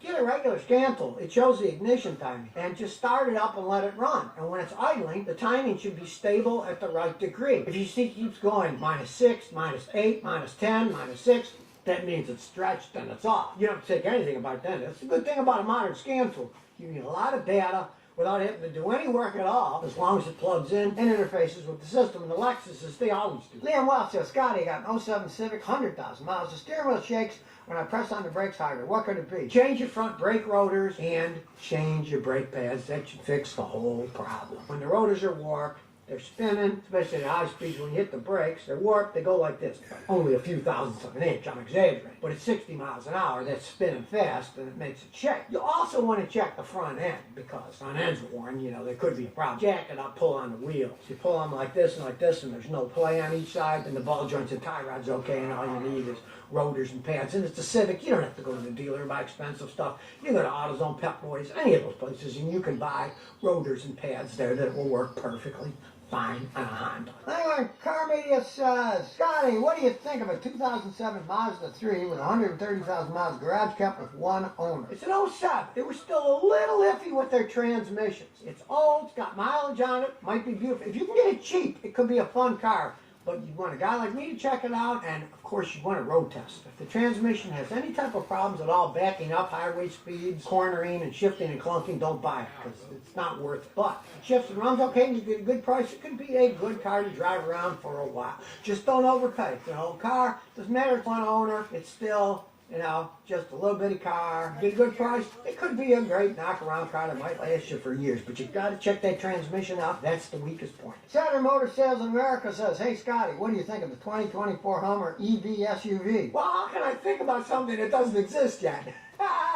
It's GM, and they got some radical battery technology. I'll give them that. Now, the ones that are coming out first, 2024 is Hey, going what's to be up, the cheapest Juggles? model. They've already sold out all the ones that they haven't built yet, or the fancy ones that are supposed to come out later this year. But they're $100-something thousand. Now, if you don't mind that kind of money for an electric vehicle, you know. Mark, shut up. You can't hear what Scotty's saying, bro. You're sitting there going,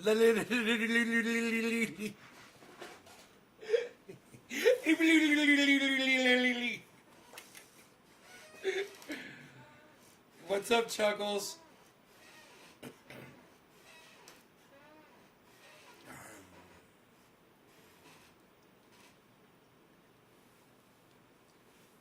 What's up? What's up? All right, you guys, I hope we had fun. You guys have a good night. I will see y'all later. Take care. Peace. Hope you enjoyed